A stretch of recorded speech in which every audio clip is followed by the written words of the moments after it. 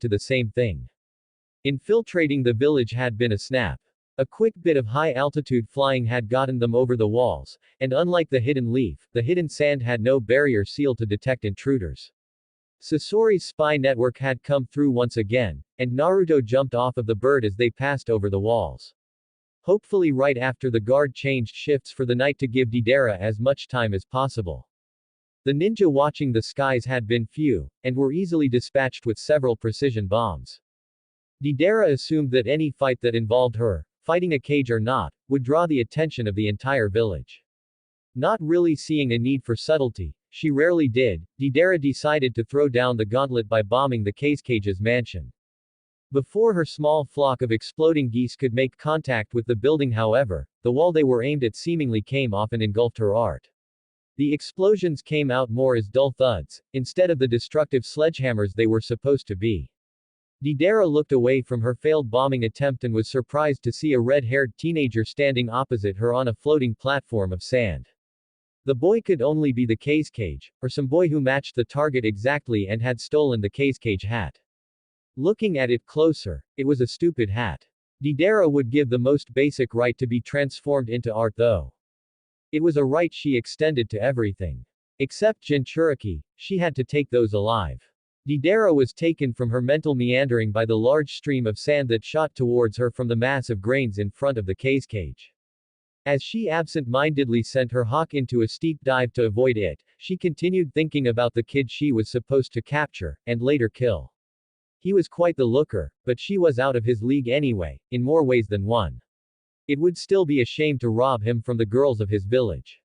Maybe she'd leave them the hat. It looked stupid anyway. Deidara finished justifying the mutilation of the cage, and looked up to see a massive face looking back at her, mouth wide as her bird hurtled towards it. She pulled up, and the mouth reached up to snap at her. She pulled up, and quickly spun to the side to dodge the stream of sand from before. She had heard what the cage could do with his sand, and she knew if she was caught in it, she was done for. She tossed her right hand out, and the two birds inside it came to life and sprinted for the cage from opposite directions. The sand beneath him shot up from both sides and blocked the birds, which exploded anyway. The sand retreated back to ominously float around its red-haired master, and Deidara pulled up across from him. She had gathered that he wasn't one to talk, so she was slightly surprised when he deigned to do so. I have been warned of Akatsuki and their intentions towards me. But know that as Kage, I cannot lose. Cool, yeah. I get to be the second member of Akatsuki to kill a Kage. Shouted Deidara, emphasizing the point with a small, four-winged bird that went flying from her left hand. She had perhaps hoped that the bird would prove faster than the sand and defeat the Kage then and there, but she wasn't overly annoyed when the sand came up to block the bird and succeeded. After all, the smoke from the failed explosion concealed the first bird's twin that had emerged from her right hand moments later. The Kage would lower his sand to try and keep an eye on her, and the second bird would swoop in and detonate. Naruto had been worrying too much when he had insisted she bring a third bag of clay. The second bird swooped around the edge of the sand shield to dodge any remnants, and Deidara was shocked to see a large mass of sand move to the left to block her second bird as well. She growled under her breath at the sight, which came with the knowledge that this might not be as easy as she had first thought. Responding to the Kage's emotionless gaze, the sand began to chase Deidara across the sky once again. Their game of cat and mouse got more complicated when Ballista began to fire bolts into the sky at her as well. The spiked poles were easily dodged, but the explosive notes that fragmented the metal tips into shrapnel were more frustrating to avoid, and the sand constantly trying to catch her in a bear hug wasn't helping matters. Luckily, her attention was free to focus on the Kage, as a blonde blur was down below, burning the anti-air defenses to a crisp along with anyone manning them. The Kage's expressionless gaze contorted to one of anger as he saw his people being killed, and Deidara saw a tendril of sand shoot out to catch her partner down below. Oh no you don't, yeah. Shouted Deidara, as more four-winged art flew quickly at her opponent, forcing him to recall his sand. I'm your opponent here. The Kage was more than glad to try and vent his frustrations on her.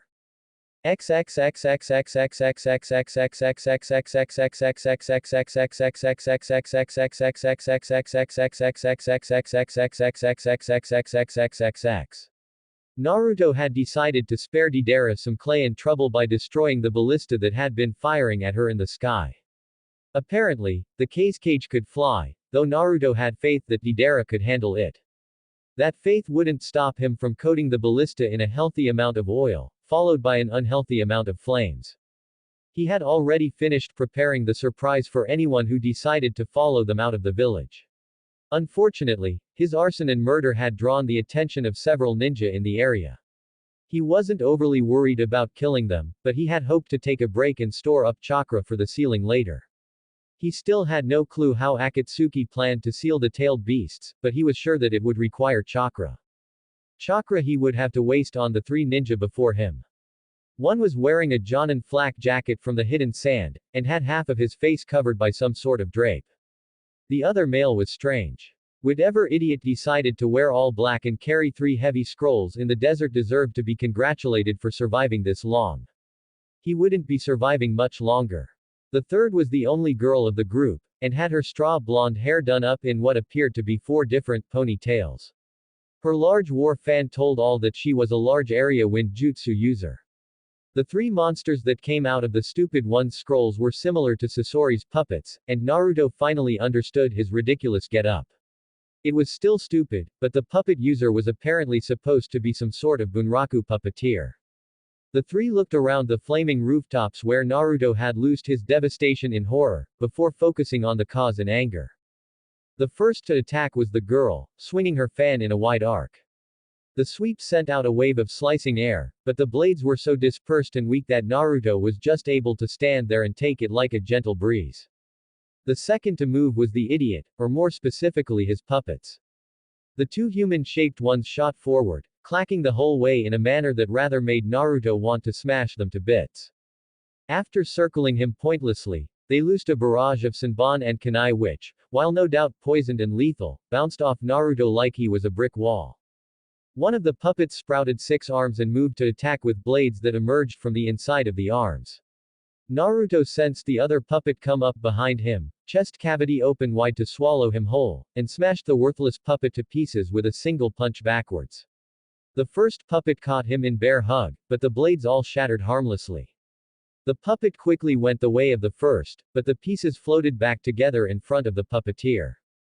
The girl bit her thumb and drew it across her fan, which Naruto could only assume was some unorthodox summoning contract. The first thing to emerge was a paper lantern that was followed by some pirate weasel wielding a scythe in its mouth. If he didn't sense the enormous and focused amounts of wind chakra applied to the blade, Naruto would feel like cuddling with the adorable little thing. Before the small beast could chop off his head, or at least attempt to, Naruto jumped forward and brought his legs into a tight curl to dodge the blade of wind that passed harmlessly over him. Naruto delivered a powerful mule kick that certainly broke several ribs, as well as pulped some organs, to the Jonin that had tried to sneak up on him. The intense pain broke his concentration on the weak genjutsu that had taken his place over by the other two while the puppets had attacked Naruto. The weasel was still quickly approaching Naruto however. The ridiculous one's large puppet, an armor type if he remembered Sasori correctly, had also breathed a stream of flames into the blast of wind, making it even more deadly. Naruto ran through several hand seals in midair as he continued through his kick. He finished as he landed, and slammed his palm on the ground. The weasel's scythe shattered upon contact with the stone-toed statue that Naruto had summoned beneath him. The burning, cutting wave of death was right behind it, and Naruto could feel the heat coming off of it. He could have taken the blow easily, but his Akatsuki cloak, while durable, wasn't invincible. And while bearing their attack head-on would be impressive, continuing the fight in the nude would be considerably less so. Naruto decided to have some fun and show these impudent fools what a real wind jutsu was and ran through the hand seals for one of his favorites. Sage Art. Wind Style. Bunker Buster. Naruto's cheeks expanded as he mixed the three chakras and converted it into wind-natured Sage Chakra. Seeing the jutsu spit out of his mouth, the puppeteer beckoned to the blonde girl, and the two hid inside his remaining puppet, confirming Naruto's suspicion that it was an armor-type puppet. Not that that wasn't exactly what he had been counting on. The ball of wind chakra hurtled towards the large armored puppet, but Naruto only smiled in assured victory.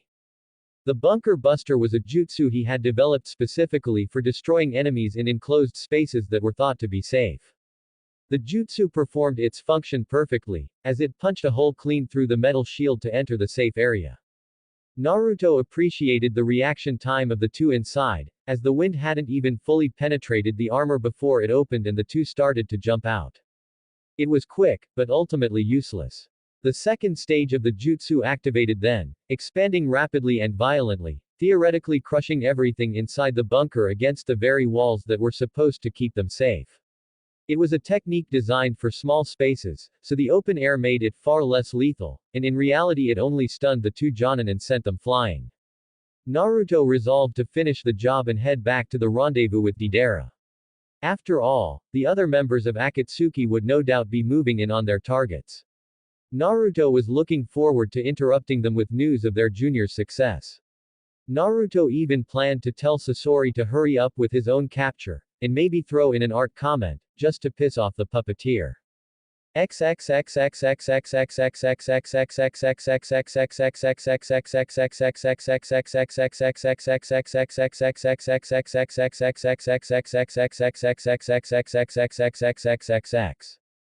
The battle in the skies was considerably less one-sided. The Kakashi had certainly earned his title, though Deidara was willing to guess his defensive skill was his strong point. Even with the redhead sparing glances to check up on Naruto's clash below, Deidara had to use more clay than she would like to even keep his attention on her.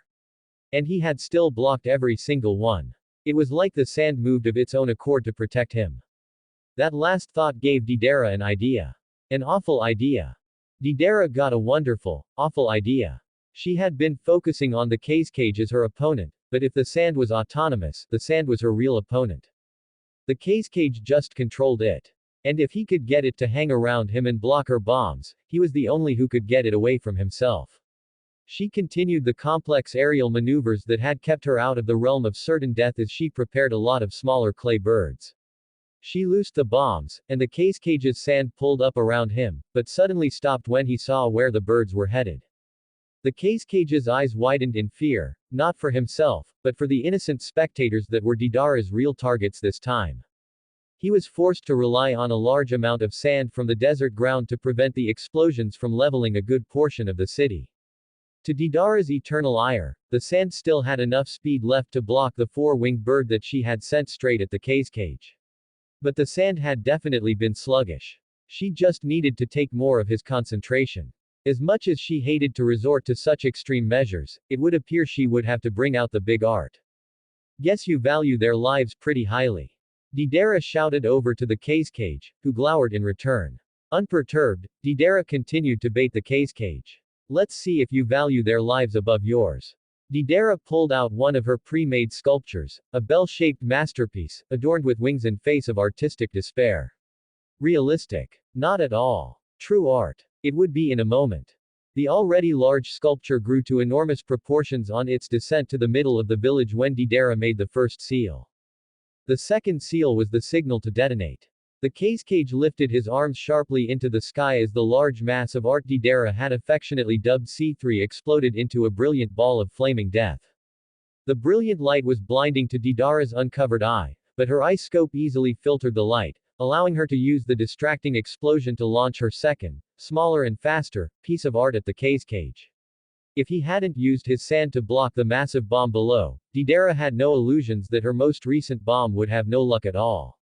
The hidden sand would be gone, but the cage would be fine.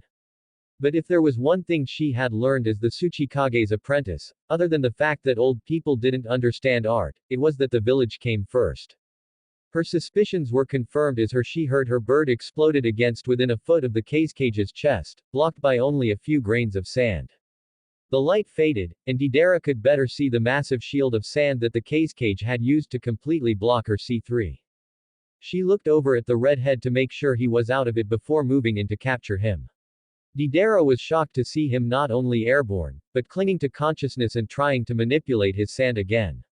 At first Deidara looked around in terror to find the sand that was no doubt attempting to crush her at the moment, but she then noticed that he was actually moving the mass of sand away from its current position above the village. He was actually trying to keep the sand from falling on the village and hurting people. Deidara was awestruck that he would go to such lengths to keep his village safe. She could respect that, and took the struggle to move the sand as an unspoken last request. With great effort, the cage moved his sand outside of the village's outskirts and finally allowed it to fall. Deidara's bird flew underneath the young village leader and caught him out of his freefall. He was quickly wrapped up inside the tail feathers of the clay mount, and Deidara flew off to meet up with Naruto. She let out a sigh of relief, and though she wouldn't admit it, she was glad Naruto had convinced her to bring more clay than she usually packed. The cage had been the toughest opponent she had ever faced, and she had almost gotten crushed inside giant balls of sand, or smacked out of the skies. If she had been carrying any less clay, she might have lost an arm or something. And that would just suck.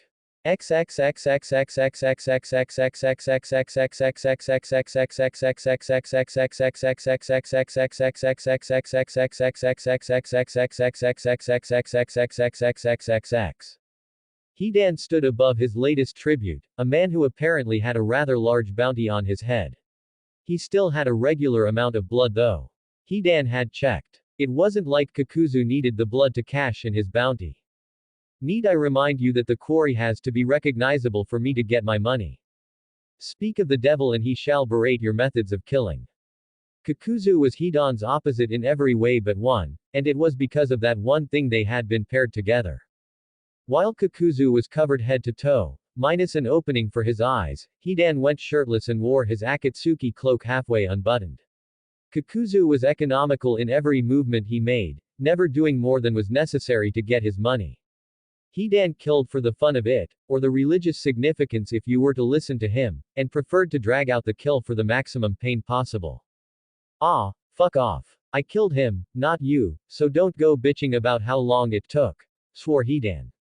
If you were in such a hurry, you should have stepped in and done it yourself. If I did, you wouldn't shut up for weeks, countered Kakuzu. Besides, your way. We have won. Be ready tomorrow. Kakuzu's sentence was cut off by a voice that spoke directly into their minds. A voice that commanded respect, even from Hidan. The voice of Akatsuki's leader. The message was short though, and Hidan and Kakuzu were left to ponder which tailed beast would be first. About damn time. As expected, Hidan was the first to resume the immortal banter.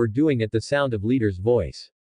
Sasori set down the tools he had been using to make his latest masterpiece, and Zetsu stopped eating the extra parts of Sasori's latest masterpiece. Right as soon as the deadline passes too. It's not that impressive. I bet one of them died in the process, said Zetsu and Zetsu. His two halves spoke in their own separate voices, and conveyed completely different opinions, but Sasori had grown accustomed to his partner's oddities. Now he didn't have to dispose of the extracts he had whenever he made a new puppet. He personally didn't require food, and with Zetsu eating his scraps, the two could avoid civilization entirely except for when their occupations as Akatsuki's spy masters required it. It doesn't matter if one of them died. I'm glad we already have one so soon after the deadline. I hate waiting, said Sasori. We should get a move on ours. I hate making others wait almost as much as I hate waiting myself. His voice that was significantly less gruff than most of Akatsuki would think. One problem with being forever young was that fact that his voice had never actually deepened much. He could usually hide it with Hirako, but he need finer control when making a new puppet. Sure thing. Let's go for the 7 tails. Exclaimed Zetsu's white half. Great idea. If you want to die, that is. We should target the 3 tails first. Grumbled Zetsu's black half. Enough. We'll cross that bridge when we come to it. For now, we need to finish up here so we'll be on time for the ceiling, said Sasori as he picked his tools back up. He dug back into the corpse before him and removed the other kidney, tossing it to Zetsu. The plant man snatched it out of the air and took a large bite out of the organ like a raw, meaty organ.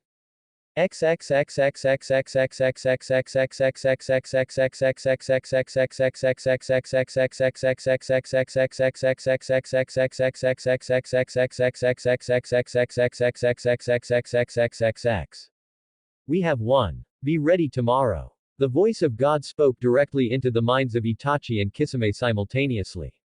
The two realized that today was actually the 3rd anniversary of their blunder with the Mizukage. They were impressed that someone had moved so quickly, but not really surprised. Ha, already? Chuckled Kisame. I bet the zombies have been stalking their prey for a year now, pissed that they couldn't kill him and collect the bounty. Internally, Itachi chuckled along at his partner's joke, but like a true Uchiha, his face betrayed nothing but boredom. The two have their vices, but they're useful to Akatsuki, stated Itachi in his monotone voice that struck terror into the hearts of those who heard it. Except Kisame, who seemed to find it funny. Never said they weren't.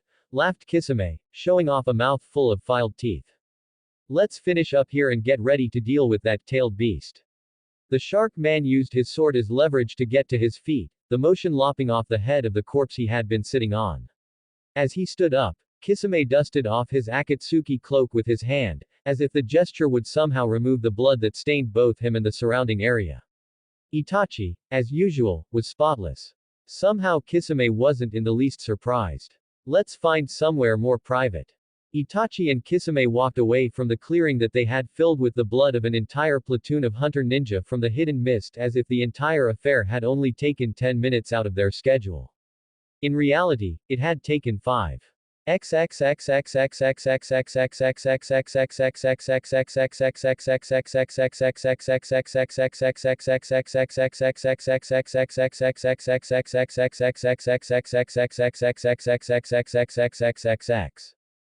Deidara picked up her partner and, now that her bird was carrying 3 passengers, slowly began to fly away at a low altitude to conserve energy.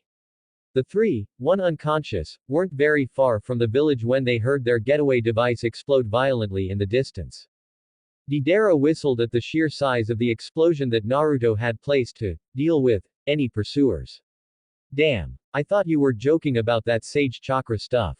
We so have to make more of those later. The bombs in question had been made more potent by Naruto's sage chakra after he had the idea to supercharge his partner's explosives.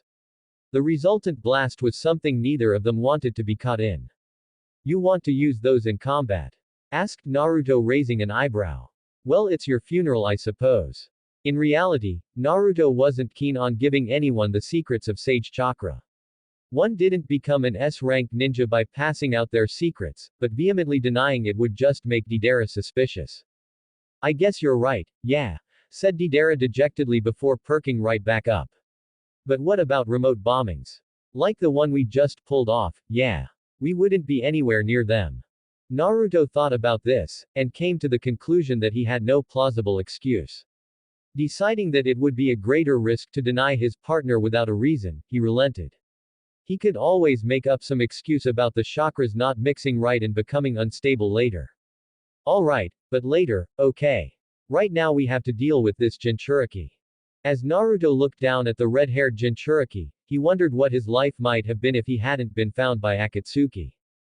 The hypothetical scenarios that resulted all had one thing in common.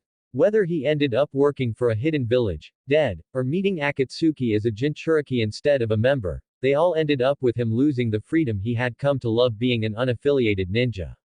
Answering to pain instead of being killed by him was definitely the better of the two options, and he could still be a loyal toad summoner. He felt some remorse about fighting the hidden leaf, which the toads were currently allied to via Jiraiya, but Fukasaku had reassured him that there was nothing new about this kind of situation. This had reassured him about the correctness of his actions, but he was still uneasy about actually fighting Jiraiya. The man was also a sage, but with about 50 years of experience more than what Naruto had. He had run the fight through his mind hundreds of times, and he usually lost. He had trained for that fight though, and had developed several strategies to at least increase his odds of survival. Naruto was broken from his mental worrying by two familiar chakra signatures quickly approaching the Akatsuki members. He stood up and jumped off of the bird without ceremony. Deidara stopped and turned to her partner quizzically. I wasn't as thorough as I should have been, said Naruto as he faced towards the two approaching hidden sand ninja. I'll catch up later. Deidara shrugged but decided that Naruto could take care of himself and left. She had only made it several meters when the reason for Naruto's departure became obvious. Give us back our brother. The blonde-haired Jonin shouted, emphasizing her point with a large swing of her slightly tattered fan. The boy's slightly broken puppets let out a barrage of Senbon and kunai that were propelled by the wind. The blast kicked up a massive cloud of sand that temporarily obscured their view, but they remained on guard. They had learned the hard way not to underestimate their opponents, but they were still surprised by what they saw when the dust settled. I had thought you had some common sense when you tried to hide from me. You had just been doing your job, and I had no real reason to add 2 more to the body count, said Naruto, completely unscathed despite the weapons surrounding him and the large gashes that dug trenches in the sand around him. Glaring at the two so fiercely they took a step back, he continued. But now I see I have no option but to rid the world of your idiocy. Naruto's hands were a blur as he ran through the hand seals, clapping them together loudly on the last one. His chest swelled as he reared back to let loose his technique. Sage Art. Toad Oil Wave. Naruto forcefully spat out the golden liquid as a veritable wall, leaving no hope of dodging. The girl swung her fan, but the tattered fan could only put up a token resistance against the Sage Chakra-powered technique. The two were doused in the oil easily, but were otherwise unharmed as the wave passed. They wiped the oil from their eyes in time to see their opponent launching another technique, this one not as harmless. Sage Art. Majestic Flame Devastation. This jutsu required only a single hand seal, and was nearly unavoidable. The only downside was the sheer amount of chakra it literally burned through. As a sage though, that wasn't really a concern for Naruto. The wave of flames launched towards his unfortunate opponents, who tried to move out the way. They found to their horror however, that the oil also doubled as a high-powered adhesive, and they could only stand and watch as their doom came hurtling towards them. Naruto watched as the flames passed over his enemies, burning the oil quickly and hotly. The flames were quickly blown out by a strong wind though, at least on the boy. Naruto eyed the girl in surprise before she collapsed to the ground. She had used the last of her strength to put out the fires on her brother. It was a meaningless effort though, as Naruto walked up to the boy with the intent to finish him off. He was shocked to see that the boy was not only still alive, but actually fighting to remain conscious. Naruto decided to taunt his opponent a bit more before sending him off, in light of the fact that he had let them go once already. "I'm feeling generous," said Naruto, which was a complete lie. "So I'll give you a choice. Should I kill you now, or let the wounds kill you slowly?" Naruto was impressed by the sheer tenacity the puppeteer showed in actually responding. Off. The response was less than eloquent, and Naruto glared angrily. Insulting him was basically insulting Akatsuki. Out of the respect he had for the organization, even if they would kill him should they discover his jinchuriki status, that could not be allowed to stand. "Now then," said Naruto, emphasizing the point with a solid blow powered by Sage Mode. It might not have been as eloquent as Sasori's poison or as extreme as Deidara's art, but hitting anyone in the back of the head with the force of a wrecking ball would result in death. He leaned down and whispered to the body of the black-clad Jonin. He was certainly dead, but Naruto could pretend that he was giving a fellow warrior a bit of reassurance. "You were either stupid or brave to fight me like this. I killed you for the stupidity, but for the bravery, I'll leave your sister alive. The wounds will still kill sooner unless the hidden sand has some good medics. It was more stupid than brave anyway." Naruto stood and began to walk away from the carnage he had wrought upon the dunes, leaving one corpse and one unconscious body behind him. He looked around to make sure there was no one watching, and then broke out into a sprint. Deidara could cover some serious ground, and he was running behind.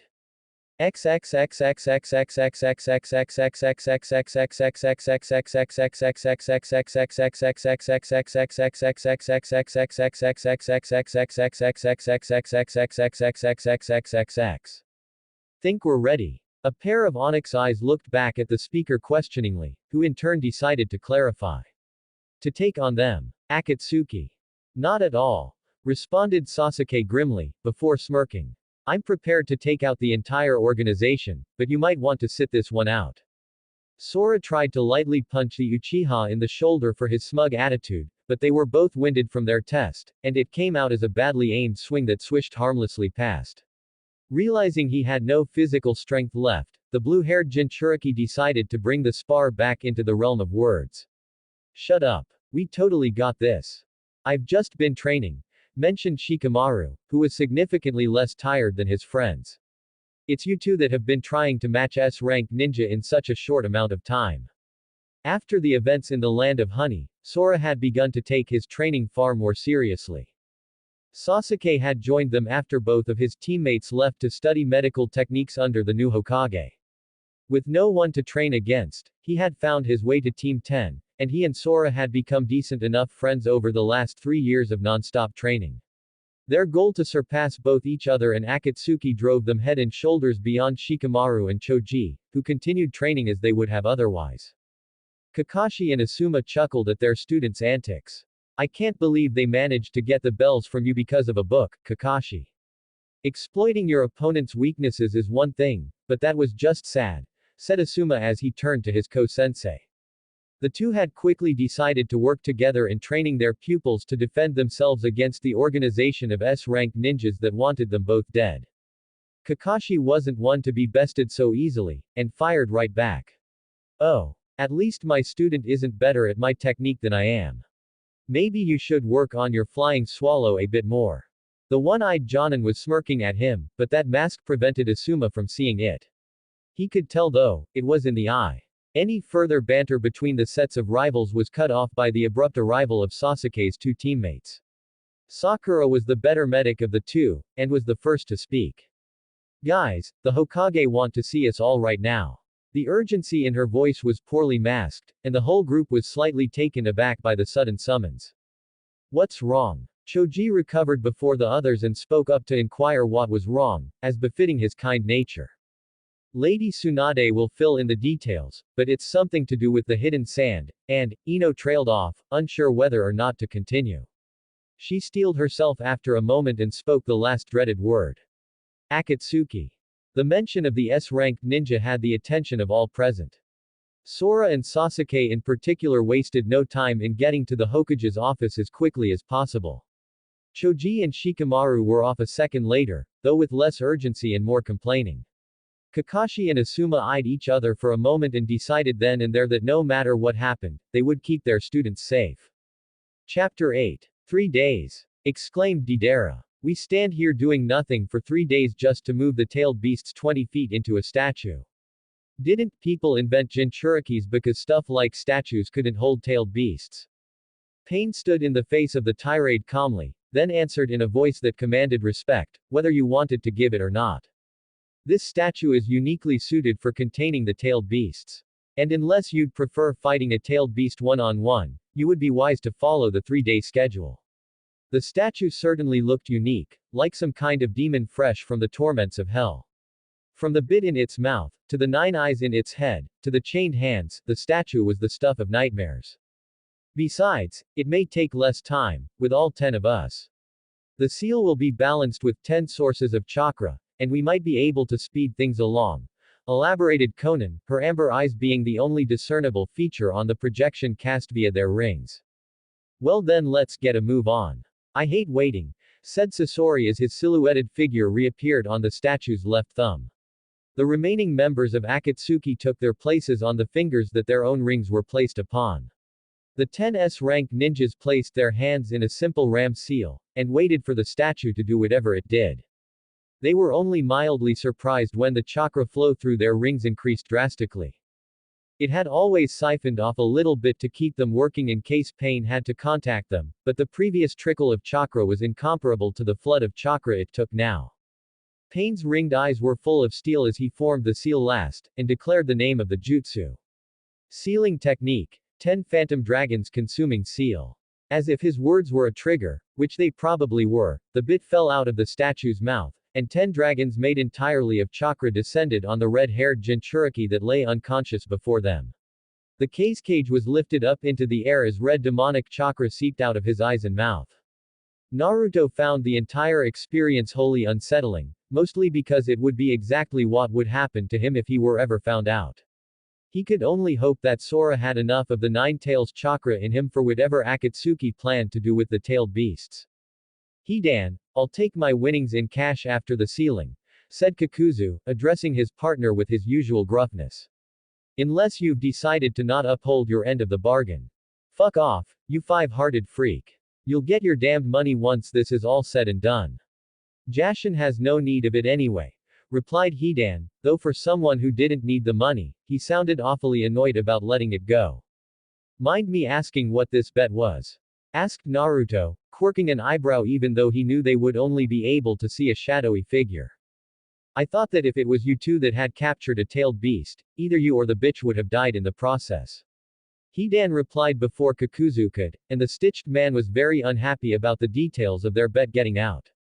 Kakuzu. Would you be a dear and stitch Hidan's mouth shut? Asked Deidara with all the false sweetness she could muster. Kakuzu's red and green eyes widened in shock. Why have I not thought of that before? His eyes quickly narrowed and looked to his right. Hidan noticed the look and awkwardly laughed. Hey, Kakuzu, buddy. You wouldn't really stitch my mouth shut, would you? His only reply was a thin tendril that emerged from Kakuzu's arm and snaked upwards. Hidan's pink eyes widened in fear for a moment, and he was soon thrashing around as something seemed to attack his face. Luckily for Hidan, he managed to hold the ram seal the entire time and not disrupt the sealing. Deidara laughed and even Naruto couldn't hold back a smile at Hidan's muted swearing.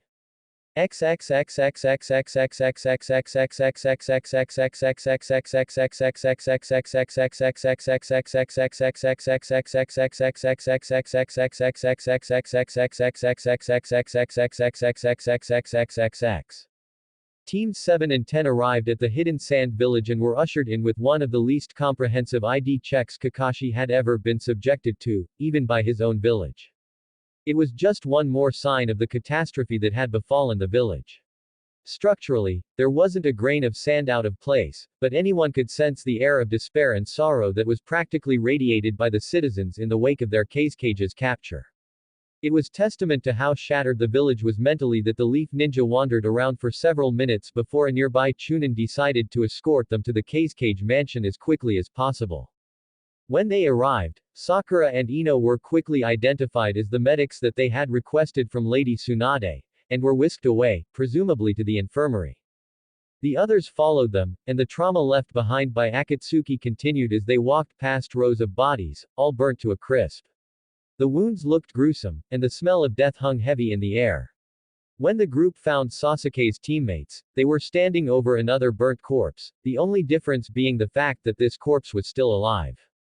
The two girls were visibly sweating from the effort of keeping their patient alive. The burnt flesh began to heal, and Shikamaru's eyes widened in horror as he recognized Temari. She had been scheduled to make the trip to the Hidden Leaf to help him plan the next Chunin exams in several weeks, and now here she was, barely clinging to life.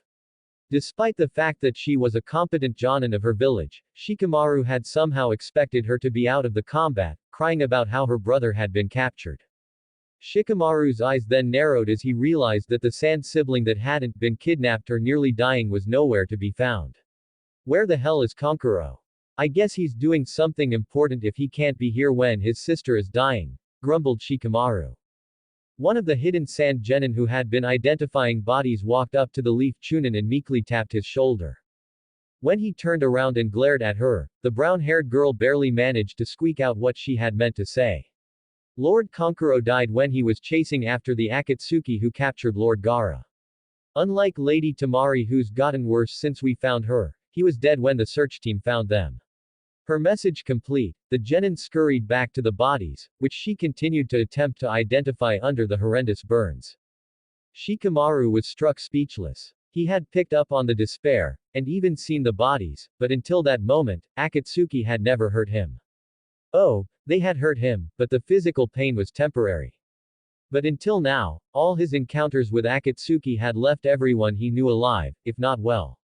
He could vaguely hear the medics of Team 7 talking about how Temari would likely pull through, and heard himself express some sarcastic relief, but he really heard nothing over the sheer horror and rage directed at Akatsuki. Sora looked around the room, finding the slow healing of burnt flesh too disturbing for him. Unfortunately, the room was full of bodies that were in far worse shape than Temari was. Excuse me, I have to get some air, said Sora, holding back his lunch. He managed to make it to the bathroom before he couldn't hold back the expression of disgust and horror. In the privacy of the bathroom, Sora allowed his tears to mingle silently with the bile. Idiot, this is all part of being a ninja, muttered Sasuke, though if he was completely honest with himself, it took all his Uchiha pride and personal will to keep from doing the same. Choji had simply closed his eyes, but one had to look no further than the unopened bag of chips in his hand to see how disturbed he was. Sakura and Ino were both of the same mind, focusing entirely on the work before them to ignore the horror around them and even the truth of the wounds before them. Kakashi bore it all with the same air of sorrow the hidden sand ninja all had. He and Asuma were all too familiar with the horrors of war, and even though this just a single 20-minute attack by two people, it rivaled some of the worst battles they had ever witnessed.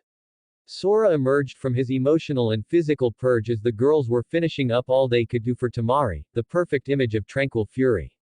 The bandages over his right arm were bulging as the Nine Tails chakra responded to his rage. Asuma, when are we going to end these bastards? Asked Sora, his fist tightening so fiercely they threatened to draw blood. Asuma turned questioningly to Kakashi, who in turn faced Sora and filled him in on what he had missed. I sent out Pakun to try and get a trail. We don't have anything from the Akatsuki members, but they'll be carrying Gaara, and there's no lack of his scent around here, explained Kakashi. He raised his voice to address the entire group. I suspect he'll be back by morning, but until then we all need to get prepared to face Akatsuki. The group trudged off in different directions to find their rooms and rest off the 3-day run to the hidden sand. Kakashi himself let out a sigh, but quickly tensed at the subdued killer intent directed at him. He turned around and found himself looking a woman who didn't look a day under 90 who was glaring angrily at the silver-haired Jonin. Deciding to not cause an international incident, or at least start one, Kakashi tried to be friendly. Hello. What can I help you with? The elderly woman glared back at him as if he had done her some great personal wrong. When she did speak, her words were dripping with malice. I suppose you wouldn't remember killing my son among all the murders you've committed. Kakashi tried to keep senseless killing to a minimum, and hadn't killed any hidden sand ninja old enough to be this woman's son, which left him confused and speechless. But if I want to reach the only family I have left, I need to get at Akatsuki. I'll do anything to save my grandson, even if it means working with the White Fang. The last two words were spoken as if they were the most vulgar of curses. The reason for this woman's anger, as strange as it was, finally dawned on Kakashi, and he quickly tried to assure the shorter woman. You have me confused with my father. The White Fang of the Leaf has been dead for over a decade. The woman turned a scrutinizing eye on him, looking at him carefully from head to toe. Just when Kakashi was about to crack under the pressure, she began laughing, though the sound was more aptly described as a cackle. I was just pretending to be senile. Kakashi was certain that she had truly mistaken him for the White Fang, but decided to appease the older woman and began to awkwardly laugh as well. The woman slowly backed out of the room, still laughing, and by the time Kakashi thought to ask her what she had meant by finding Akatsuki, the old woman had left.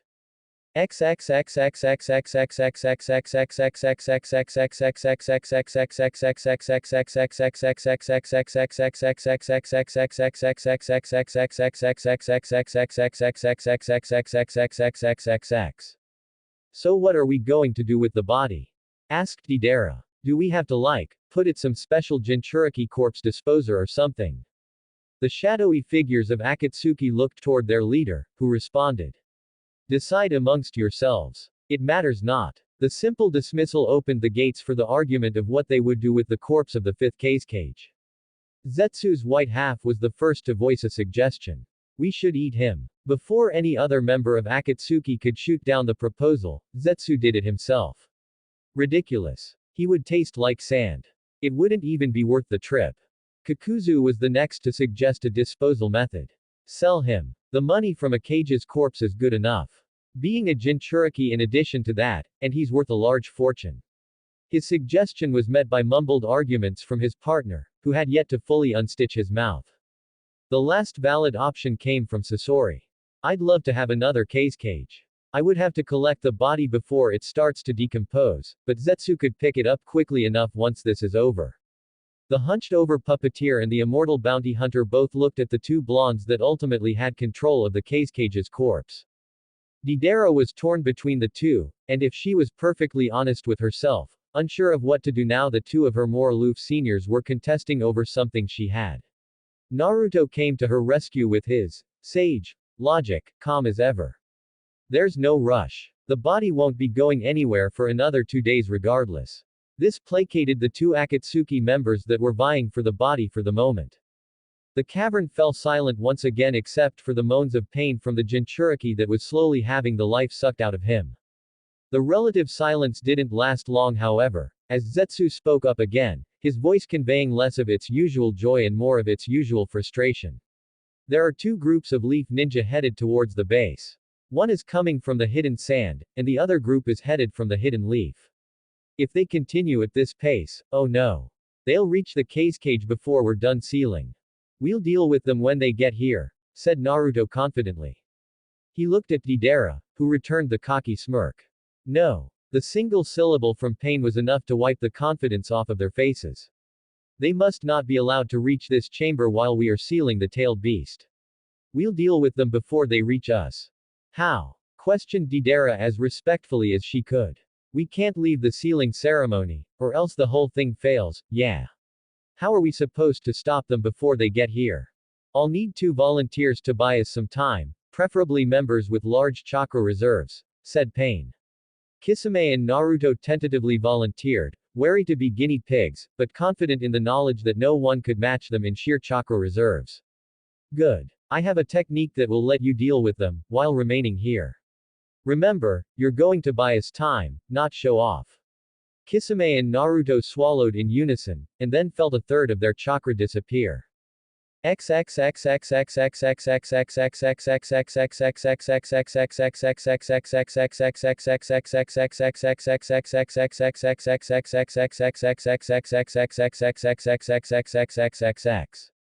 Kisame and Naruto opened their eyes together.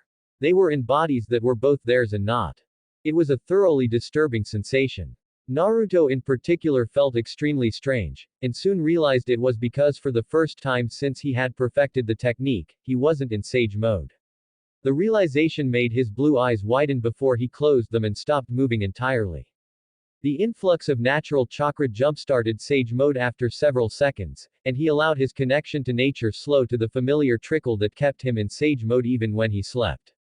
Man, I haven't felt this weak in years, muttered Kisame, marveling at the fact that his new body somehow still had Samahata strapped to his back. Feels like I'm running at 30%. Naruto stood up, his eyes once more their usual gold. It is strange, but I can still kind of feel my. Naruto trailed off as he looked upwards. Looming over the two was the demonic statue of the outer path, and Naruto was standing on the left little finger was Naruto. This is just plain weird. Useful, but weird. Kisame followed Naruto's gaze, and took turns looking at both Narutos. I'd be surprised that this is even possible, but it is leader's technique. I guess we should go take care of those leaf ninja, huh? Suggested Kisame. Naruto was brought out of his shock by Kisame's words. He congratulated himself on not making Pain his enemy, and then answered. Yeah, which ones do you want to take? The ones from the hidden leaf or the ones from the hidden sand? Sharks don't do well on the land, and deserts are notoriously dry. In my current state, I'll take every advantage I can get. You take the sand, I'll head to the forest, replied Kisame. Naruto really didn't care one way or the other, so he went along with the suggestion. The two turned to leave, but Naruto noticed something else out of place about the technique. Is it just me, or do these rings seem like cheap knockoffs? Inquired Naruto as the two exited the cave. No, Samahata isn't drawing any chakra either. I guess this is some crazy complex clone technique. Reasoned Kisame. The shark man decided to leave Naruto with some final thoughts before they left their separate ways. I know we're all in Akatsuki for our own reasons, but if your reason involves betraying us at any point, well, I was known for killing my comrades if they became liabilities. I joined Akatsuki to stop killing my allies. Whatever your reason, make sure it doesn't interfere with mine. Naruto simply nodded, glad that his reason for joining Akatsuki was one of survival. The two chakra tanks turned their backs on each other, a deeper understanding formed, and left to cause some carnage.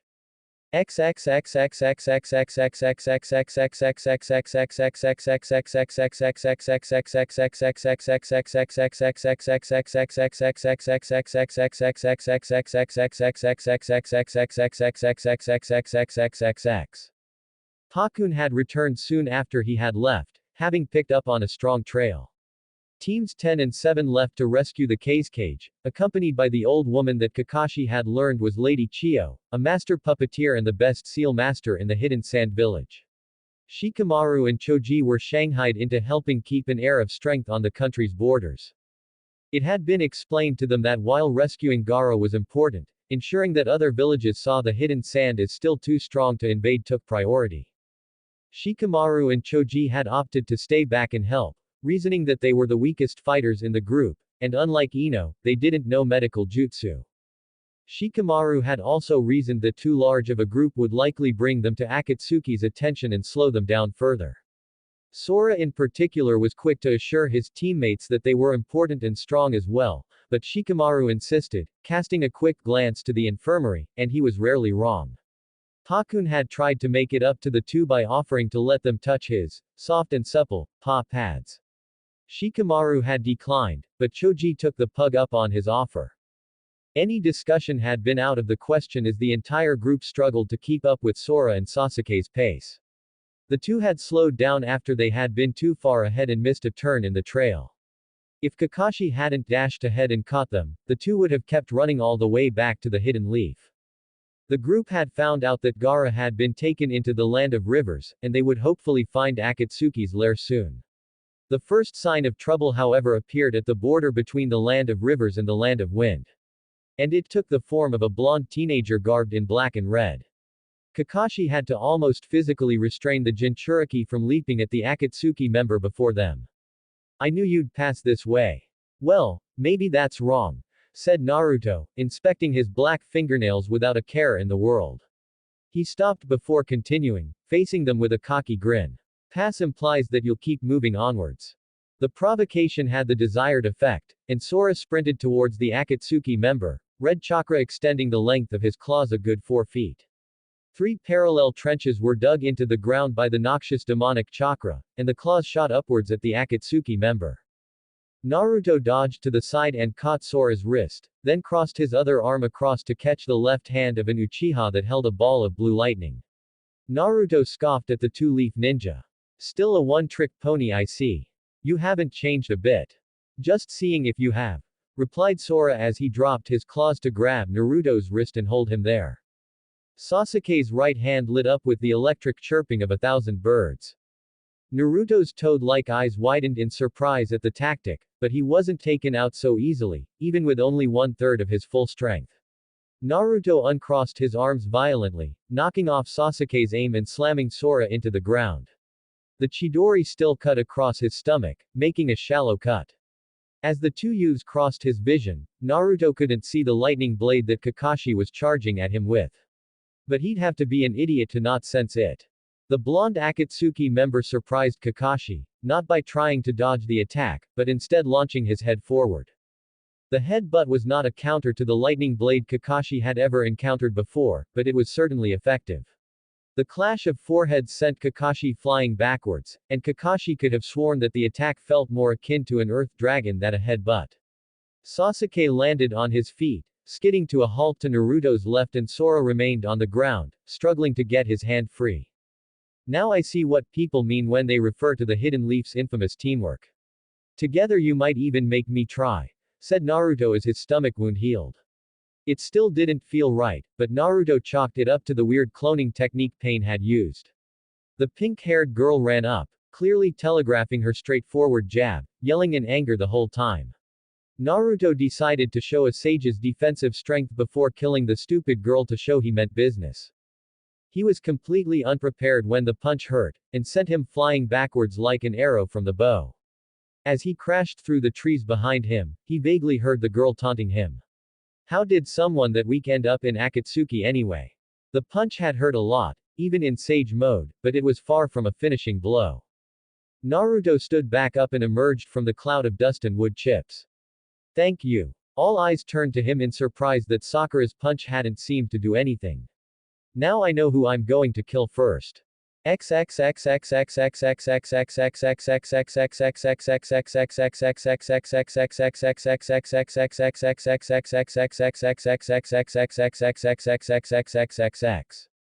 Look out. Befitting his duty as primary scout, Neji was the first to spot the danger. Said danger took the form of a bandaged lump half submerged in the ground rocketing towards Team 9. All of them were very proud of their taijutsu, and easily dodged the attack. The bandaged thing shot past them and smashed into a nearby rock formation, kicking up a cloud of dust in the process. The most physically fit team in the entire Leaf Village readied themselves to fend off another attack as the dust cleared.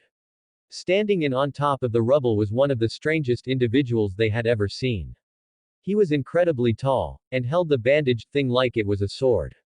He was also blue and had gills underneath his eyes.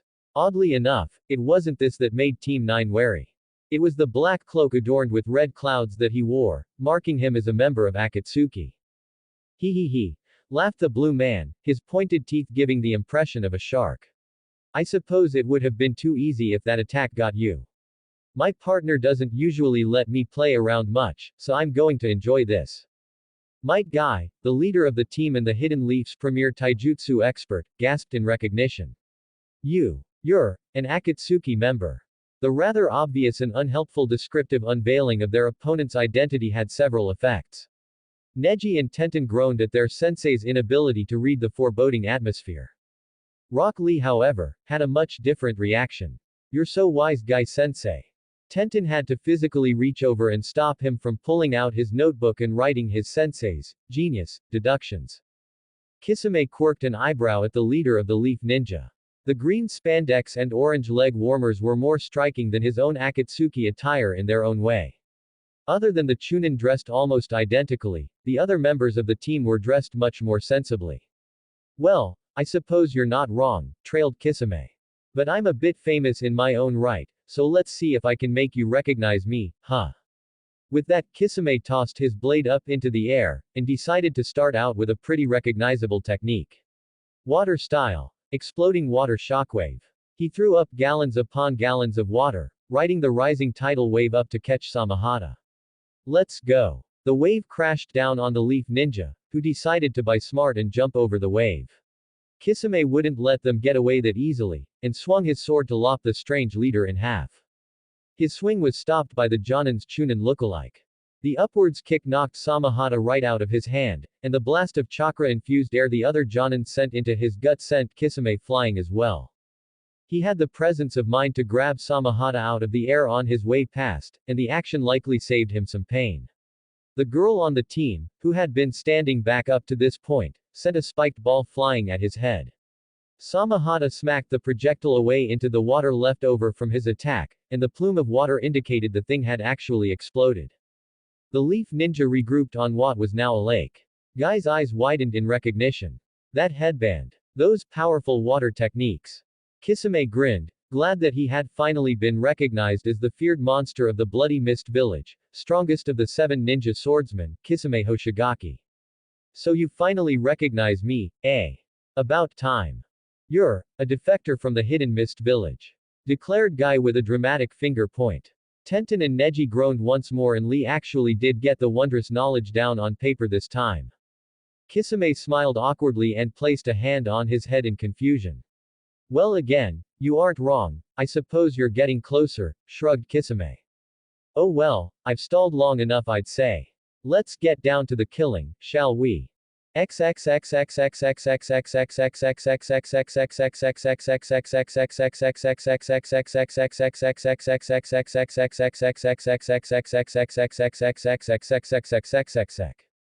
Sakura was stunned. Her punches were capable of rivaling her teacher's. They could break boulders easily, win fights in a single move, and this Akatsuki member shrugged it off like he had been hit by a genin. This guy was unreal, and she could see why even Sasuke was nervous. Because Sasuke was never scared. But if he was scared of Akatsuki, she couldn't say she'd blame him. Naruto ran through several hand seals faster than she could blink, and called out his technique. Sage Art. Fire Style. Toad Flame Stream. Sakura could only stare in terror at the massive fireball headed towards her. Luckily for her, Sasuke, Sora, and Kakashi wouldn't just let her get roasted alive. Fire Style. Grand Fireball. Fire Style. Flame Dragon Bullet. Wind Style. Beast Palm Wave. Wind Style. Verdant Mountain Gale. The two fire techniques were boosted by Sora's wind, and together the three managed to match the Sage Art, and the two flames cancelled out. Fire jutsu were among the most intensive, as the literally burned chakra, and the three-leaf ninja were eager to get the fight to close quarters. Sora's flying swallow and Sasuke's unique Chidori waltz styles utilized their best elements to increase the power of their strikes, and they had trained to use them in tandem perfectly. Asuma and Kakashi ran the Akatsuki member as well, the original versions of their students' techniques readied. Naruto wasn't one to stand around and take attacks like that, not since Asuma's flying swallow had proven that Sage Mode wasn't invincible 3 years ago. He stomped on the ground, channeling some Sage Chakra into the strike. It sent large chunks of earth flying upwards to obscure the path of his attackers. Sasuke wasn't one to slow down, however, and sliced right through the boulder that blocked his path. Unfortunately, after cutting the rock in half, he found himself face to face with the blonde that had made himself as despised as Itachi. Sasuke guarded himself from a punch that wouldn't come. Instead, his opponent's tongue shot out of his mouth and slapped onto Sasuke's shoulder. The attack was so unexpected that even with the Sharingan's advance warning, he was too stunned to dodge it. The tongue continued to elongate, but it stiffened after hitting Sasuke, and Naruto instead went flying backwards. His plan was laid bare before Sasuke's Sharingan, but he couldn't process it and warn Sora in time to prevent the double kick to the face his rival received for trying to flank the blonde Akatsuki member.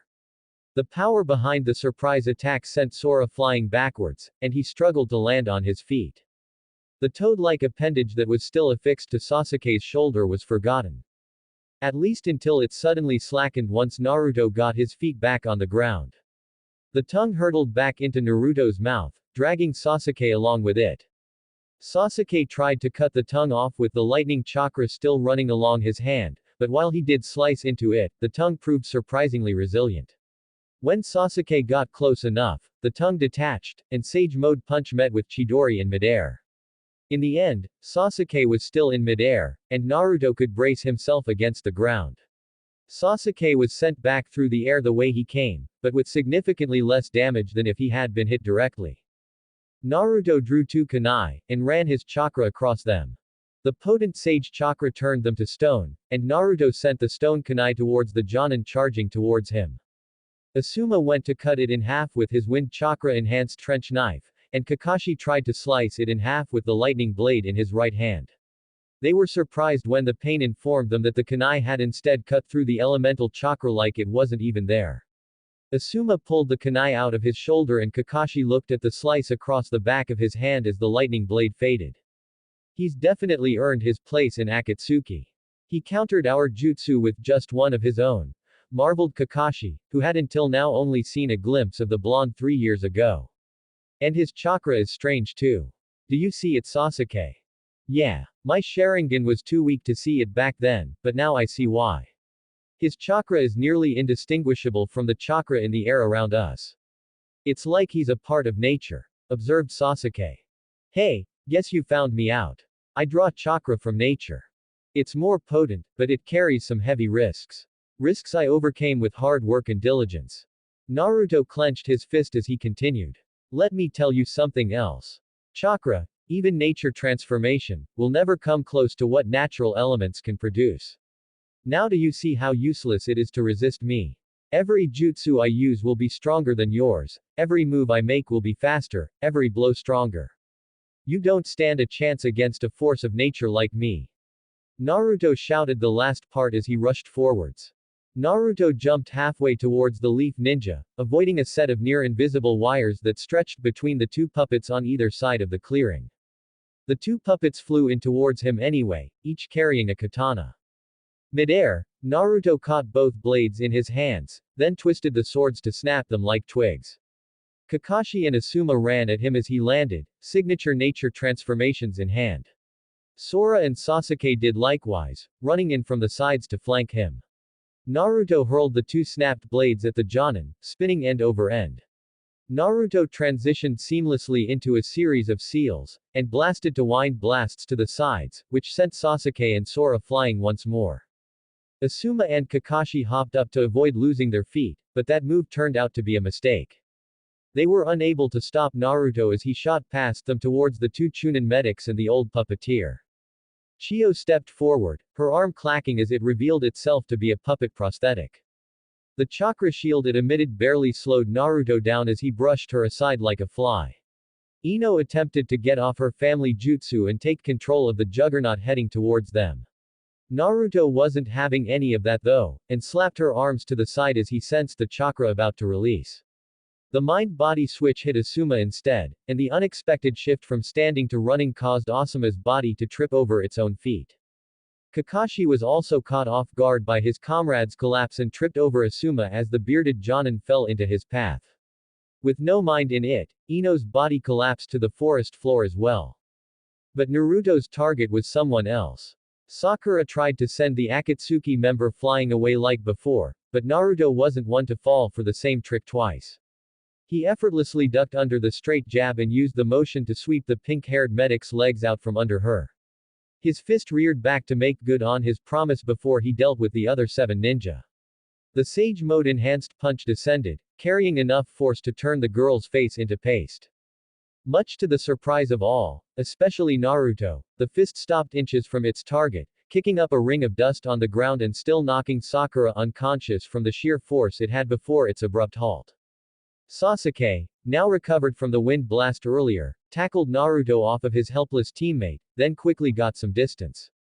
A stunned Naruto stood up, looking in awe at his right arm, which was now distinctly not human, but toad. The toad-like skin was spreading up his arm, and his hand was already turning to stone. Naruto tried to vent the excess natural chakra, but for the first time, the process wasn't reversing.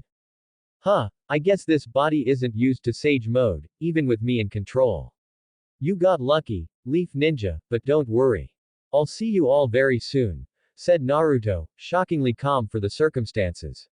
In addition to the human to toad to statue transformation, his skin was falling away like paper, revealing another individual entirely. The Leaf Ninja, and Chiyo, could only watch in fascination as the man before them, for it was no longer Naruto, turned into a toad-like statue. They had no idea who they had been losing to, but one thing was clear. Naruto had been beating them all, without even being there.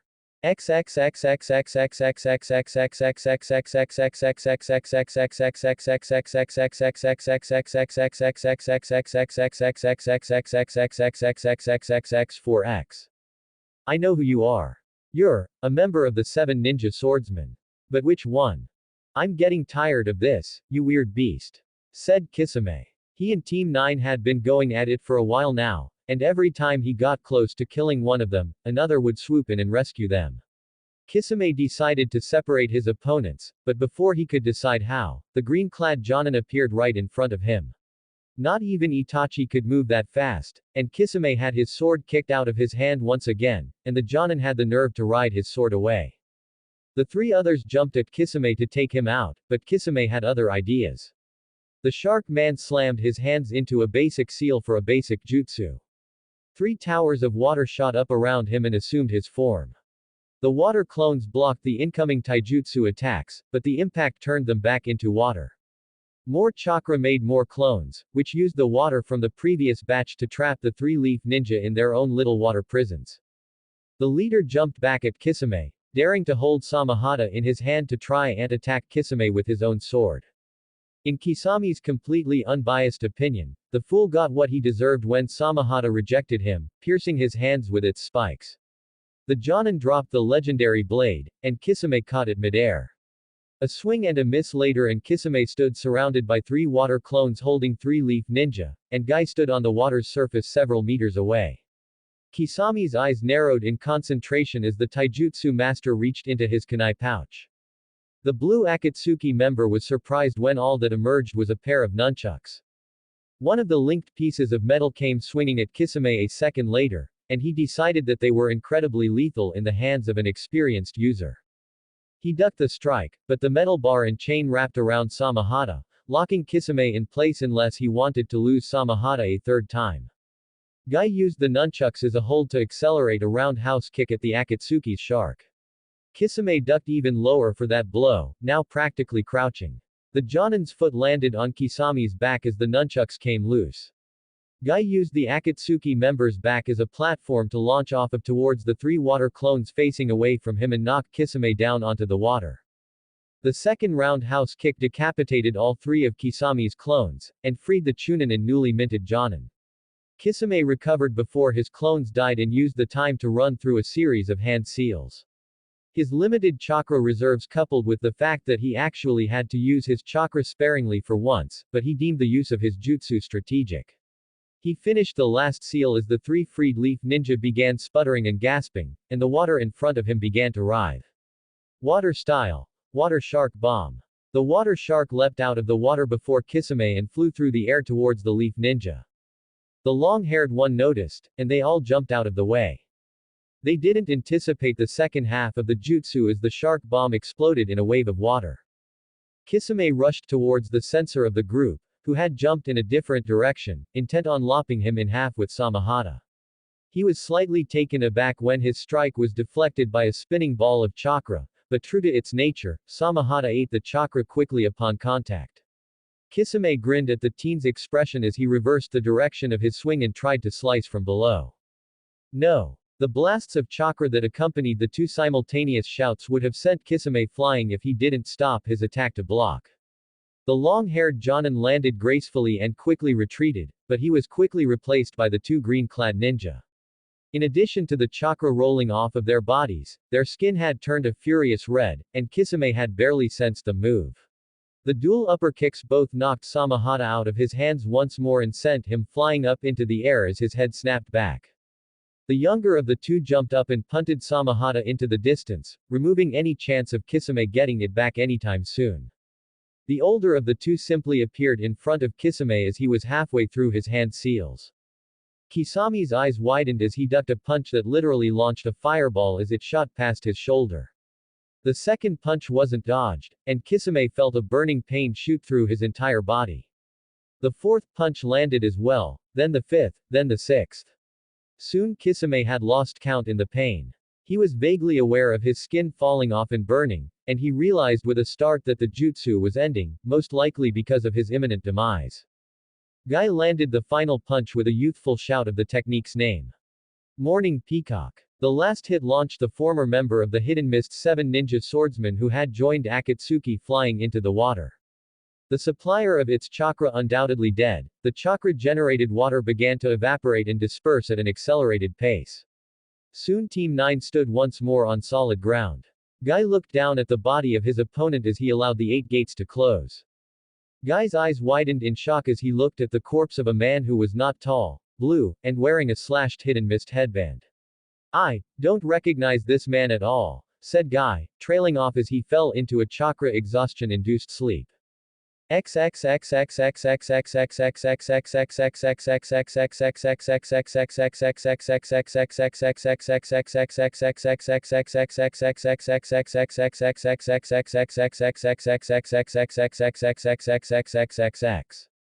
Kisame and Naruto opened their eyes at the same time to see the other 8 members of Akatsuki as shadowy figures, illuminated only by the light of a dying jinchuriki.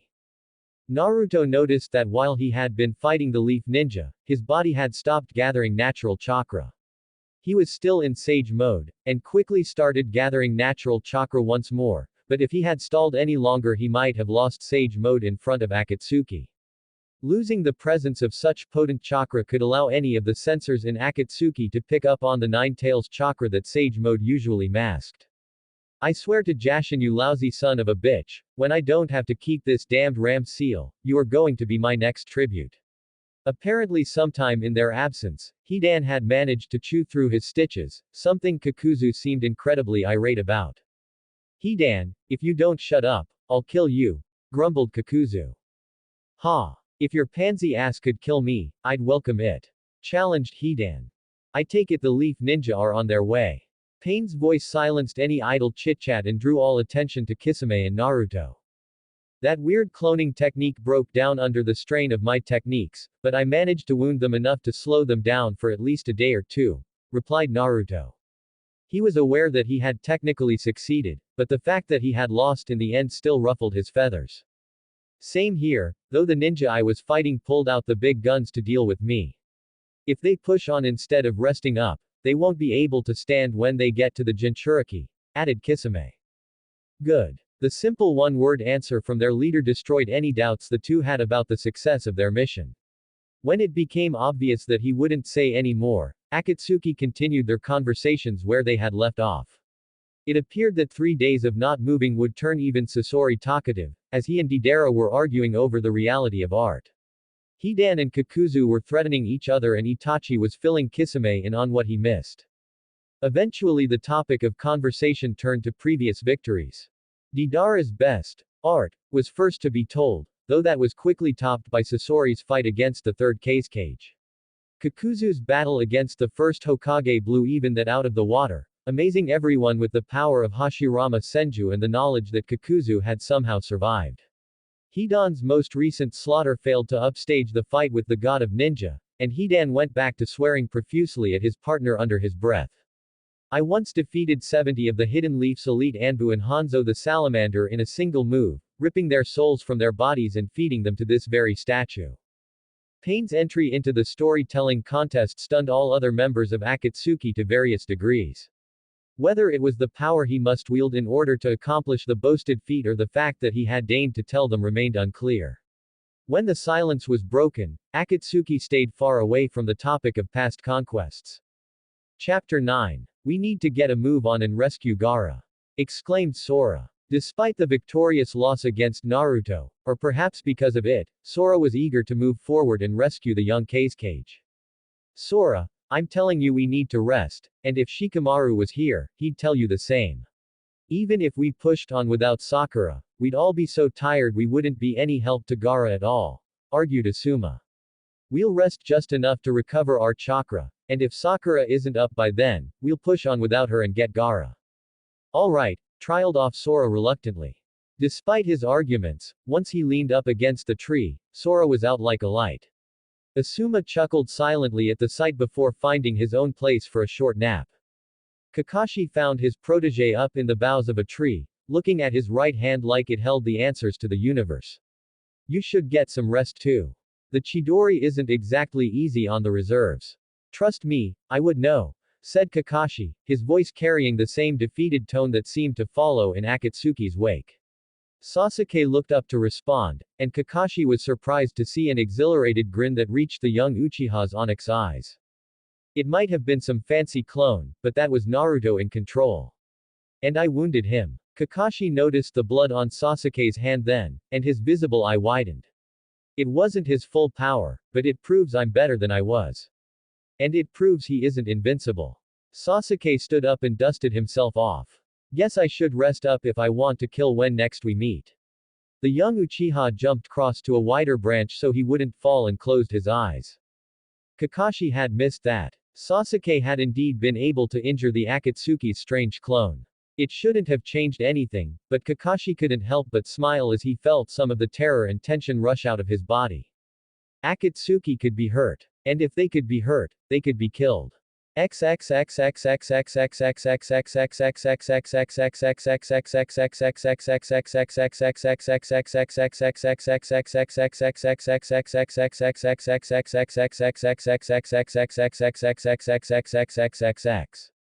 Guy knew that Kakashi's team had likely encountered the same kind of stalling tactic his team had, and he was determined not to let his eternal rival best him.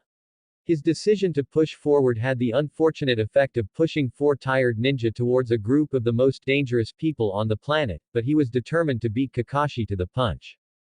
Guy-sensei, I'm all for making up for lost time, but maybe we could take a break. Asked Tenten as she struggled to keep her eyes open. Nonsense. Shouted Guy as he turned around to answer his adorable students. We must not allow Kakashi's team to beat us once again. We will arrive first. So forward, youth blazing full, Guy was unceremoniously cut off by his own fatigue. In his weakened and tired state, he had failed to notice the fact that he had not jumped at the branch of the next tree, but the trunk. The impact made even Neji wince as Guy fell to the forest floor. Then again, perhaps a rest is in order.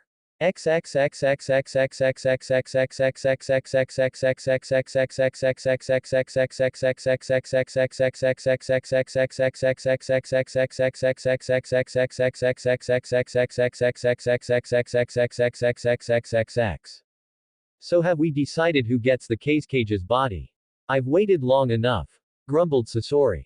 Yes. I would like to pass the remaining time looking forward to a good payday. Growled Kakuzu. We don't really want to drag this thing around any longer than we have to, said Naruto. We're too slow lugging around this much dead weight. If Zetsu can get the body before the retrieval teams get here, you're welcome to it, Sasori. Good. Said Sasori as he turned to his partner. And Zetsu. No snaking on the way back. Got it, Sasori. Said Zetsu. Not even a nibble. No. I'll give you a cut when I'm assembling my new Kazekage puppet. Despite the holograms only projecting basic shapes and eyes, Sasori's giddiness was almost present in his voice.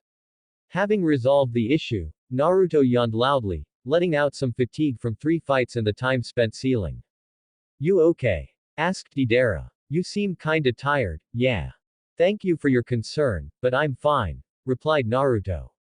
Just looking forward to a small break after this. We will proceed to the next ceiling as soon as we capture another tailed beast. Feel free to relax, but don't lose sight of the goal, warned Pain, his rippled eyes drawing curt nods from the other 9 members of Akatsuki. Naruto sighed knowing that any time Akatsuki got their hands on one of his jinchuriki brethren, he would have to drop everything for 3 days while they were painfully and slowly killed. The ceiling was scheduled for another 12 hours, so they were all taken slightly aback, except Pain who was unflappable, when the jinchuriki's body leaked out the last little bit of one-tail chakra. The corpse fell to the floor with a resounding flood and the statue's mouth slammed shut. The dragons dissipated as the first eye opened fully.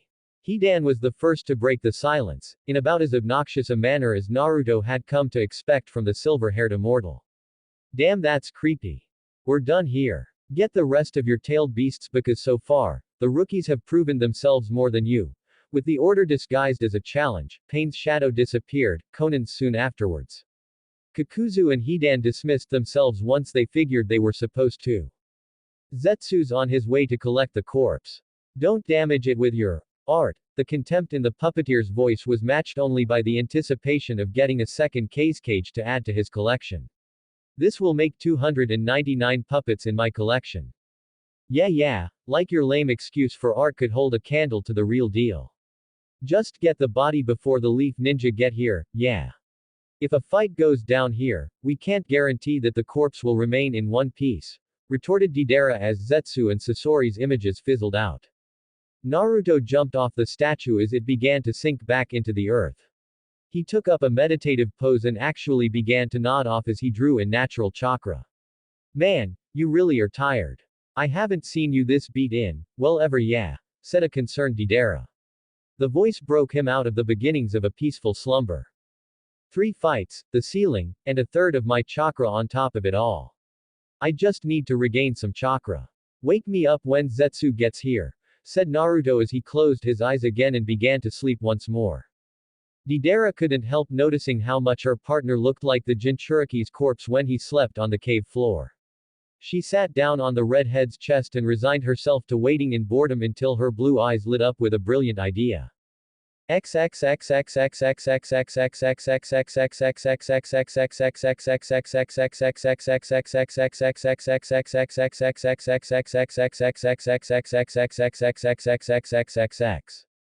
After resting for the night, the 2 Leaf Ninja teams had set off once more. The rest of their journey was rather uneventful, and they arrived well rested on the 3rd day. Teams 7 and 10 arrived at the large rock that Pakun said hid the Akatsuki's hideout. The base was hidden at the water level of one of the land's many rivers, marked only by a gate and a small paper tag on the rock. To Kakashi's ire, his eternal rival had managed to beat them to the base, though they hadn't made much progress in moving the rock. Ah, Kakashi, my eternal rival. So you've finally arrived, shouted an exuberant green-clad Jonin. As you can see, my team arrived before yours, and we were stalled by a member of Akatsuki as well. It looks like I win this round of our never-ending challenge of youth. Sorry, did you say something? Asked Kakashi. He smirked to himself as Guy fell to the ground in despair at his unattainable hipness. It never got old. Neji was the one to sober the mood by bringing up the reason they were actually here. Akatsuki is waiting beyond that boulder. We've been waiting for you before we open it. It will be tricky. Sasuke knew that the Uchiha clan was all of 2 people, and he planned to kill Itachi, but old rivalries died hard. So of course the Uchiha wanted to show up the Hyuga. Sakura, blow this place wide open. Sakura grinned, confident in her strength. She pulled her gloves tight and sprinted at the boulder, rearing back her fist to pulverize the rock. She made contact, and the power behind her strike blew back the water beneath her and sent a visible shockwave up the boulder from the point of impact. But miraculously, the big rock remained intact, not even chipped. Sakura was dumbfounded that her strength had failed her for the 2nd time in as many days. That won't work, said Tenten. It was the first thing Guy-sensei tried when we got here. It's protected by a seal of some sort. Even Neji's Byakugan can't distinguish anything in there. Right, we've located 5 similar seals in the area, but we didn't take them off yet. I may be faster, stronger, tougher, and better in almost every way, but Kakashi knows seals better than even I. Guy managed to both praise and insult his rival in one sentence. After all, seals are the most dangerous branch of the ninja arts. Removing them without knowing what they are could kill us all, or worse. Kakashi was glad that his counterpart was able to grasp the gravity of the situation. Then Guy opened his mouth to elaborate. They could drain us of our youth. Kakashi buried his face in his palm and sighed. He looked up, his one eye intently studying the seal high up on the rock. You were right. There don't appear to be any traps sealed in, and it's definitely a 5-barrier seal. Kakashi took a closer look and noticed something else, buried just deep enough in the sealing matrix that he almost missed it. Wait. The 5 seals need to be removed at the same time, or the main seal will lock up and be impossible to remove. We prepared for this. Here, said Neji calmly as he handed his clan's rival an earpiece and microphone. We'll use these to synchronize our movements. Neji turned back to his team and addressed them. Let's move out. You stay here to make sure Akatsuki doesn't escape while we're off removing the seals. We'll back you up as soon as we can. Team 9 nodded to each other, too much more exuberantly than the others, and they dispersed. Sasuke took his position above the seal before them, and Sakura readied herself for redemption. The others were left to swallow nervously and prepare to face Akatsuki.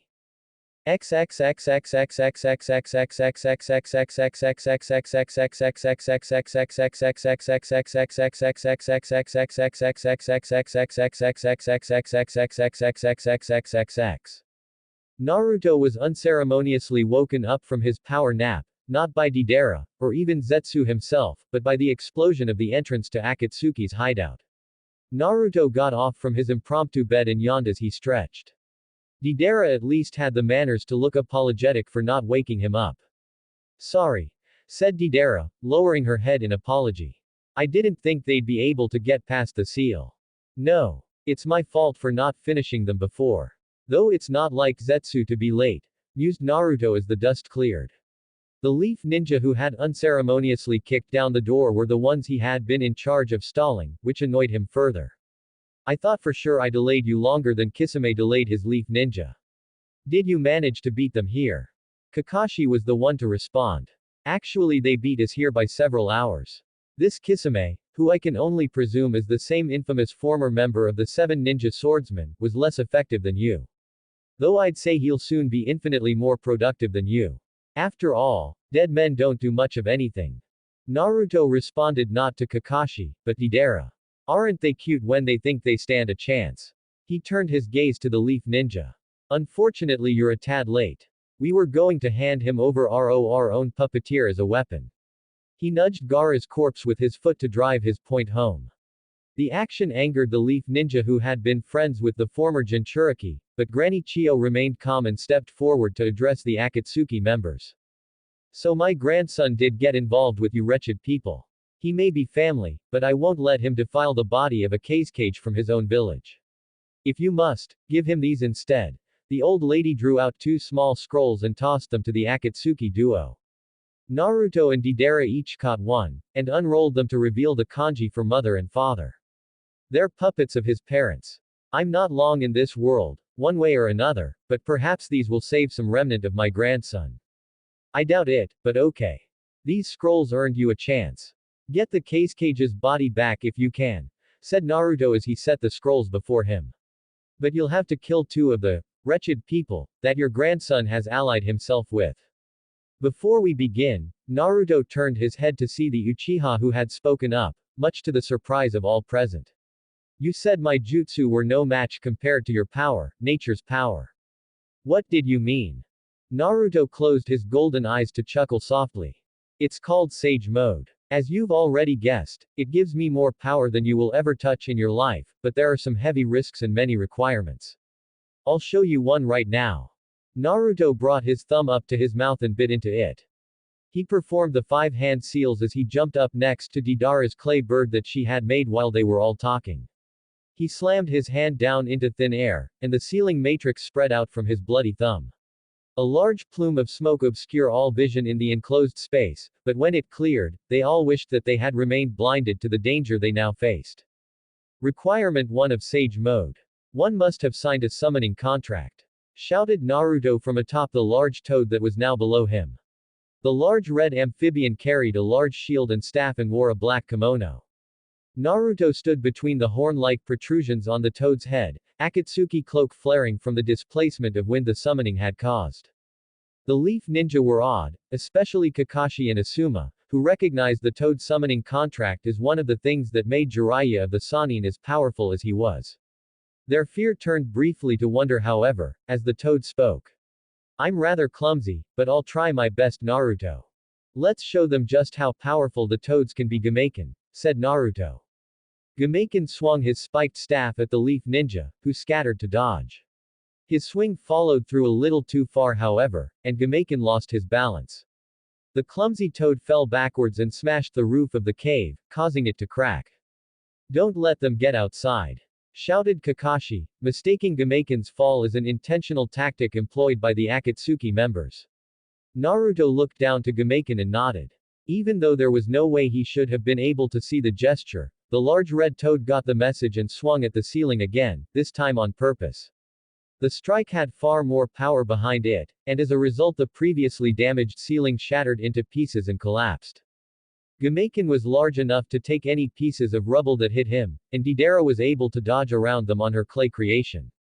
The remaining ninja were left to jump from falling rubble to get outside and avoid the deadly rocks. Naruto exited in this manner as well, not because the rocks posed any threat to him, but because he knew Gameiken would be far more effective with room to maneuver.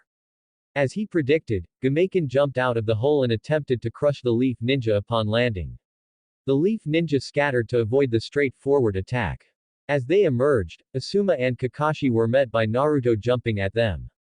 He caught Asuma's wrist to stop his flying swallow strikes, and Kakashi could only watch as he flew past and landed on the ground. The one-eyed Jonin pulled up his headband to reveal his Sharingan and jumped at Naruto's unprotected back. The Akatsuki member grinned as he sensed Kakashi approaching. Naruto flipped over so that Asuma was between him and Kakashi, then kicked hard. Asuma was sent flying at Kakashi, who luckily managed to let his lightning blade fade before they hit each other. Naruto used the force of the kick to propel himself onto Gameiken's head. The other blonde Akatsuki member smirked as she sent two pieces of art at the two-leaf Jonin. The explosion was unfortunately stopped by two figures that burst from the settling dust. Sasuke had his Sharingan blazing and Sora was cloaked in a noxious red chakra. The bird pierced by the Chidori simply went limp, but the one that Sora sliced in half exploded violently in his face. This seemed to only anger the jinchuriki further, prompting a second tail to sprout from his lower back. Deidara looked at Naruto, who scowled in annoyance. This was getting to be too much trouble for a dead body.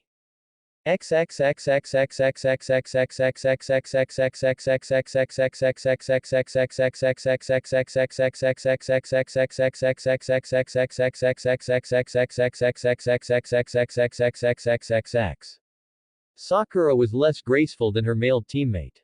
She landed in the bushes face down and struggled to get back up. Luckily for her, the members of Akatsuki seemed to be gunning for the Jonin of the group. Sakura was just set to punch the toad that was fighting several puppets at the moment, when Granny Chiyo landed next to her. Girl, I need some of your medical expertise for this. Follow me. Sakura was somewhat taken aback by the request from an old woman who had recently treated their entire group with disdain. But she was a medic first, and followed the puppet master back into the cave, which was now more like a pit. Sakura was shocked to find Ino there as well, and the two other females in the group were kneeling next to Gaara's body. Forehead, get over here. I don't know what Granny Chiyo has planned, but she says it could mean the difference between victory and defeat up there, whispered Ino. It was more habit than practicality. If Akatsuki wanted to find them, they would need better cover than a whisper. I don't see what we can do here, said Sakura as she took a knee next to Gaara's cold body. Ino and I are good medics, but we can't bring back the dead. You might not be able to, but I can, said Chiyo. I don't have enough chakra for it though, so I'll need your chakra to help. Seeing the disbelief clearly written on their faces, she elaborated. It was designed to bring puppets to life, but research was stopped due to the sacrifice the jutsu requires. I won't live through this. Chiyo held up a hand to stop any questions or concerns coming from the two young medics. I'm not long in this world anyway. I do want you to do two things for me. If you ever meet Sasori, tell him I'm sorry. Secondly, Chiyo pulled a small ball covered in seals from her sleeve and handed it to Ino. Use this on that sage boy. It should help you against him. Now let's do this. Her jaw set and face grim, Chiyo laid both her hands on Gaara's chest. Her hands ignited in a transparent green flame, and Sakura and Ino put their hands on top, allowing their chakra to be taken to fuel the reanimation technique.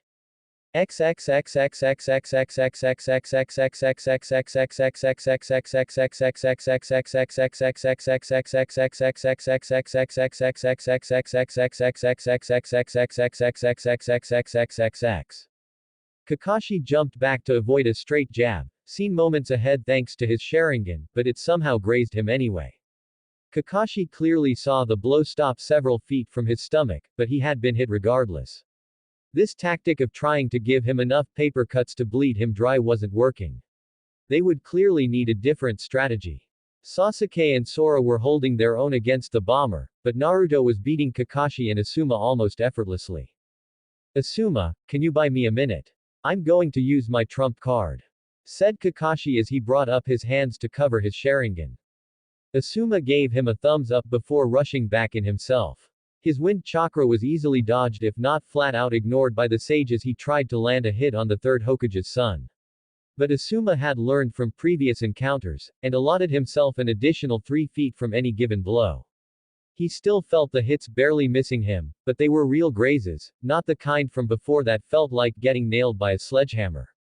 Asuma realized he was buying time, but making the opponent burn through some chakra was always a good stalling tactic, and it would only make Kakashi's job easier. He jumped back and ran through a series of seals. Fire style. Burning ash pile. A large cloud of smoke billowed out of his mouth and engulfed the Akatsuki member. He waited for a second to see if his opponent was going to jump out of the smoke before he clacked the flint in his teeth to create a spark. The spark ignited the entire cloud into a massive fireball. The smoke cleared to reveal Naruto, who had simply stood there and bore the attack, sprinting towards Asuma, his Akatsuki cloak slightly tattered and smoking. He delivered a powerful uppercut to Asuma's gut, lifting him off the ground slightly with the force of the blow and driving the wind from him. His leg shot out to bend Asuma's knee in a manner that wasn't supposed to occur. Asuma screamed in pain and fell down. Naruto went to stomp on his head and smash it, but fell to stop to avoid a small distortion in the air that contained more chakra than should be possible. He jumped back to avoid it as the distortion moved towards him. While he escaped, a piece of his cloak wasn't so lucky. Naruto looked down at the hole in his Akatsuki cloak and glared at Kakashi. His golden eyes saw that Kakashi's Sharingan had changed to resemble a three-pointed pinwheel, slowing its rotation as it cried blood. It looked different, but Naruto quickly identified the mutation. Impossible, someone who isn't even an Uchiha has the same eyes as Itachi. What was that jutsu? Asked Naruto incredulously. The Mangekyo Sharingan, confirmed Kakashi, even as he covered his eye, panting from the exhaustion of his technique. And Kamui, the jutsu that will end you.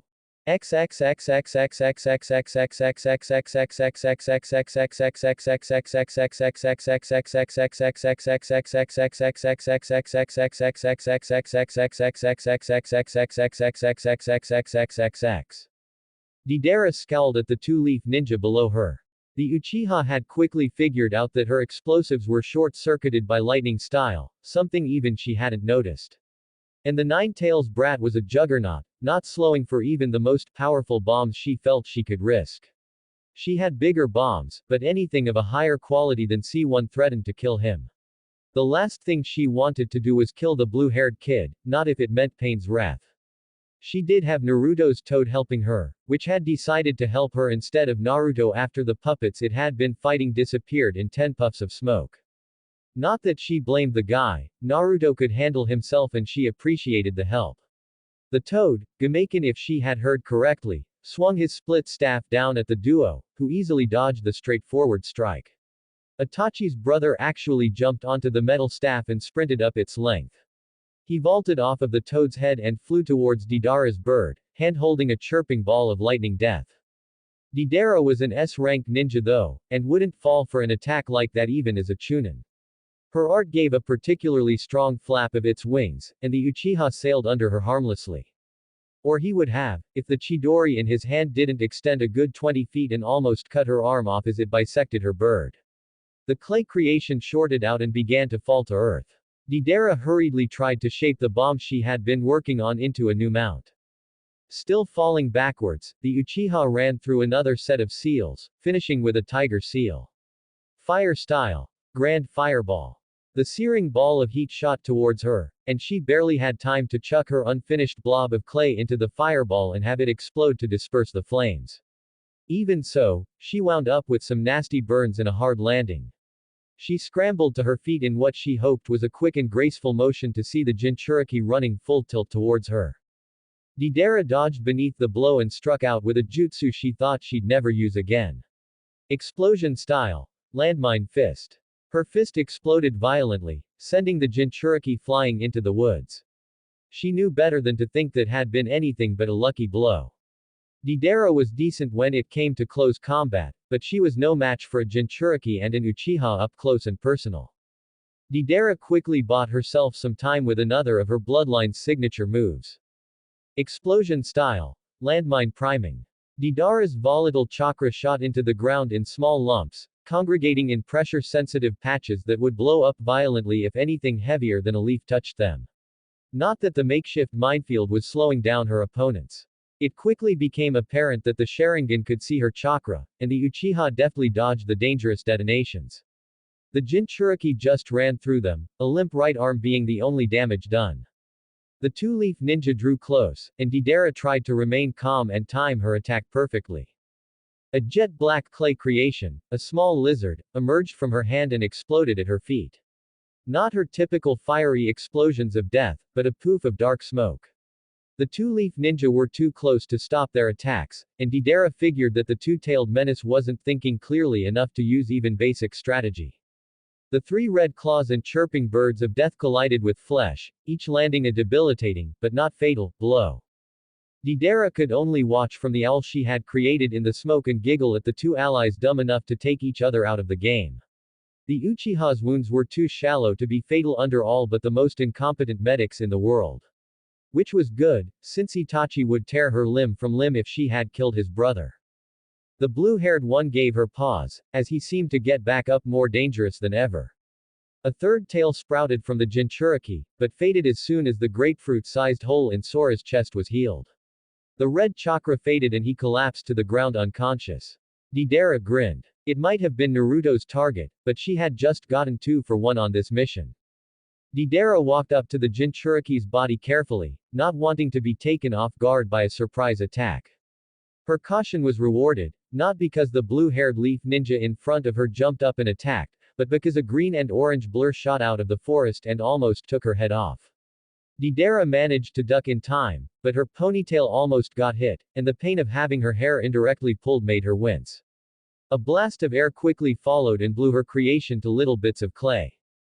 Other than that, she escaped without incident and jumped back to see a group of 4 more leaf ninja in different taijutsu stances while the female on the team quickly examined the 2 unconscious bodies on the ground. After a quick once-over to make sure they were alive, she stood next to her teammates and rolled open a large scroll. They were all close-range specialists from the looks of things, and while she was competent at close range, it wasn't her specialty. Deidara pulled out 2 kunai while her hands chewed some clay for an escape to a more comfortable distance.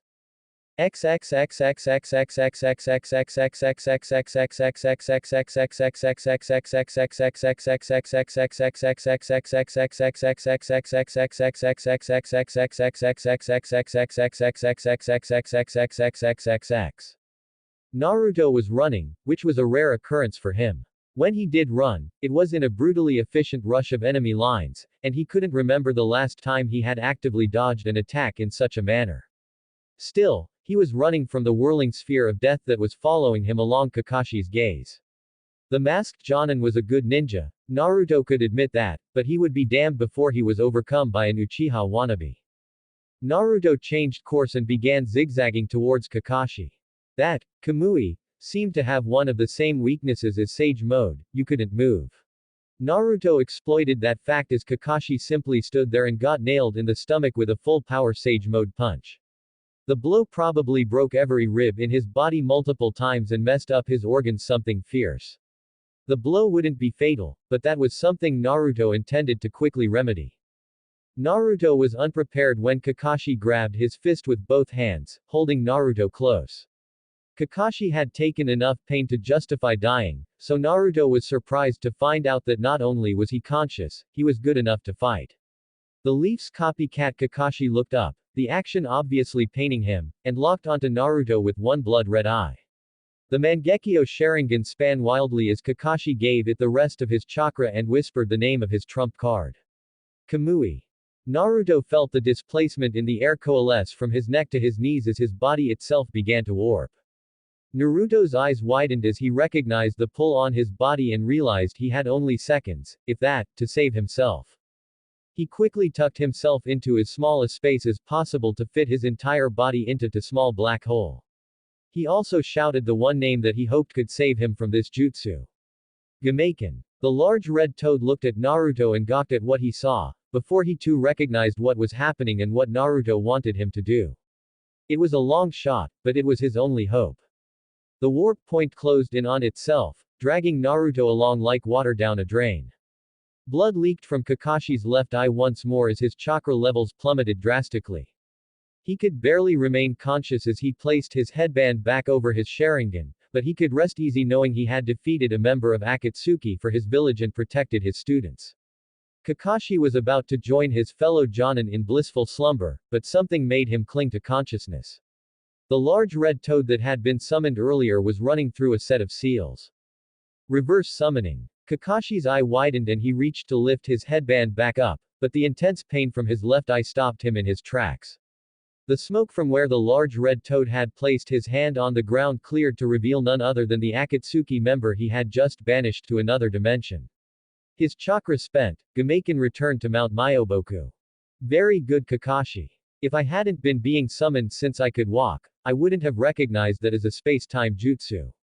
While my own space-time jutsu isn't as versatile, it goes both ways, and provided me with a nice little counter to your jutsu. Too bad, that might have beaten any other member of Akatsuki, but your luck has run out. Despite the lack of actual work he had done, Naruto seemed slightly winded. Being warped between dimensions put a lot of stress on the body it would seem. Kakashi's brain filed the information away for later, but he was growing suspect that there might not be a later. Naruto stalked up to the Jonin, but paused as another chakra signature simply appeared within the range of his Sage Mode's sensory powers. The signature was unforgettable, though it should have been impossible. Ignoring Kakashi, who had finally lapsed into unconsciousness, Naruto turned and sprinted towards the large hole that had once been Akatsuki's hideout. As he looked down into it, he saw three figures huddled around a fourth, which was stirring. Naruto jumped down, intent to end the threat before it began and kill the medics while he was at it. His kick was blocked by the chakra shield embedded in the old woman's arm, which shattered under the impact, but kept the blow from killing her outright. He spun to face the pink-haired one and fired a wind bullet through her chest, blowing her heart out the other side as a bloody mess. He turned to the blonde to finish the job, but saw her throw a small ball at him as he faced her. At such close range, no one could dodge, and Naruto was hit in the chest squarely. He didn't expect it to expand rapidly, turning from a small sealed ball to a giant lion's maw. The lion's head pinned Naruto to the wall of the cave, and he was shocked out of Sage Mode. Not only that, all his chakra had simply stopped responding to him. He was as powerful as a newborn kitten, trapped by the sealing technique, loin-closing roar. His blue eyes looked around frantically, barely noticing the blonde trying in vain to revive her already dead friend and settling on the furious red head limping towards him. Sand that had not been there a moment before snaked around him, forming a thin spike over his shoulder. The Cage, former jinchuriki of the one-tailed beast looked at Naruto with rage-filled teal eyes. For myself, for my village, and for my friends, die. Gaara shouted the last word and his sand shot forward to impale the Akatsuki member who had dared attack his village and friends. That would have been the end of Naruto. Would have, if he hadn't been freed at the last minute. Several wooden spires shot out of the wall and dislodged the lion's maw, pinning Naruto to the wall. The sand missed his head by several inches, cracking the stone wall it hit instead. Naruto immediately began to draw in more natural chakra and get the chakra he already had moving again. Naruto was joined by Deidara, who had jumped down to avoid her pursuers. She paled upon seeing the Kakashi she had killed not a day ago back from the dead and walking around. Thanks for the assist, Zetsu. You're late though. I thought working with Sasori would instill you with a powerful sense of punctuality, said Naruto, grateful for the rescue, but still annoyed at Zetsu's tardiness. Only Zetsu's white half emerged from the wall, grinning like an idiot. Well, it looks like I should have taken a bit longer. I'm supposed to collect a dead body. You were late, yeah. Somehow they brought him back to life. Guess you can explain to Sasori why he doesn't get his cage, grumbled Deidara. If Zetsu could get any paler, he would have. Sasori could get pretty violent when he was angry. Then again, why not finish him now and we can all go home? Sound good? Asked Zetsu's white half nervously. We've been fighting for a while, and I'm in no condition to keep fighting long enough for the rest of the cavalry to come running.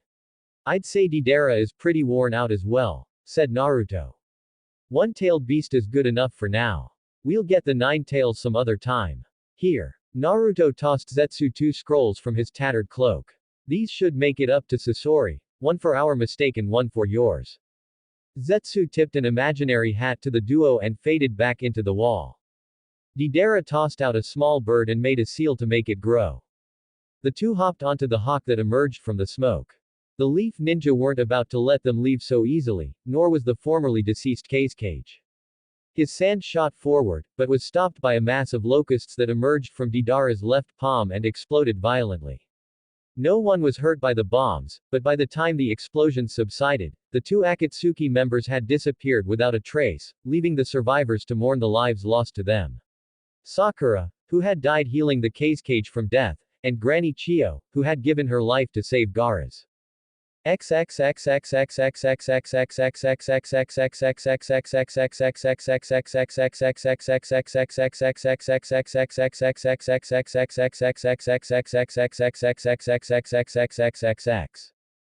can't help but notice a distinct lack of Kakashi. What happened, Zetsu? Asked Sasori. The puppeteer was outside of his armored shell to work on the incoming corpse that would apparently not be arriving. The hidden leaf is what happened, responded Zetsu's black half angrily. Now, that's no excuse to rude, and it's no reason to be sad. Look what we got for you instead.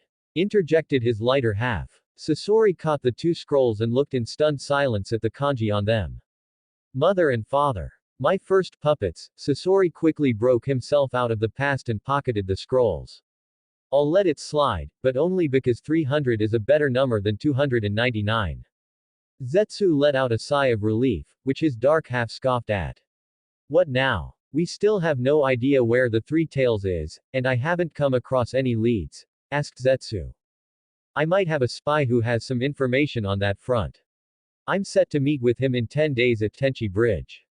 Perhaps a snake can shed some light on the turtle. Zetsu could understand the turtle perfectly well, but he had only one idea of who might be a snake.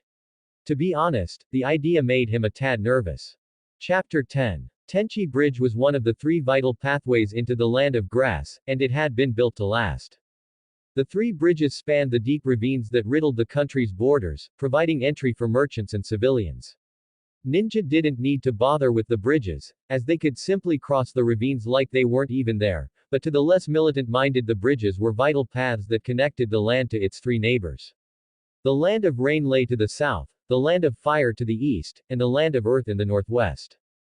Canopy Bridge had been destroyed during the last war, and the land of grass had been glad to be rid of any connection to the nation that had occupied them not so long ago.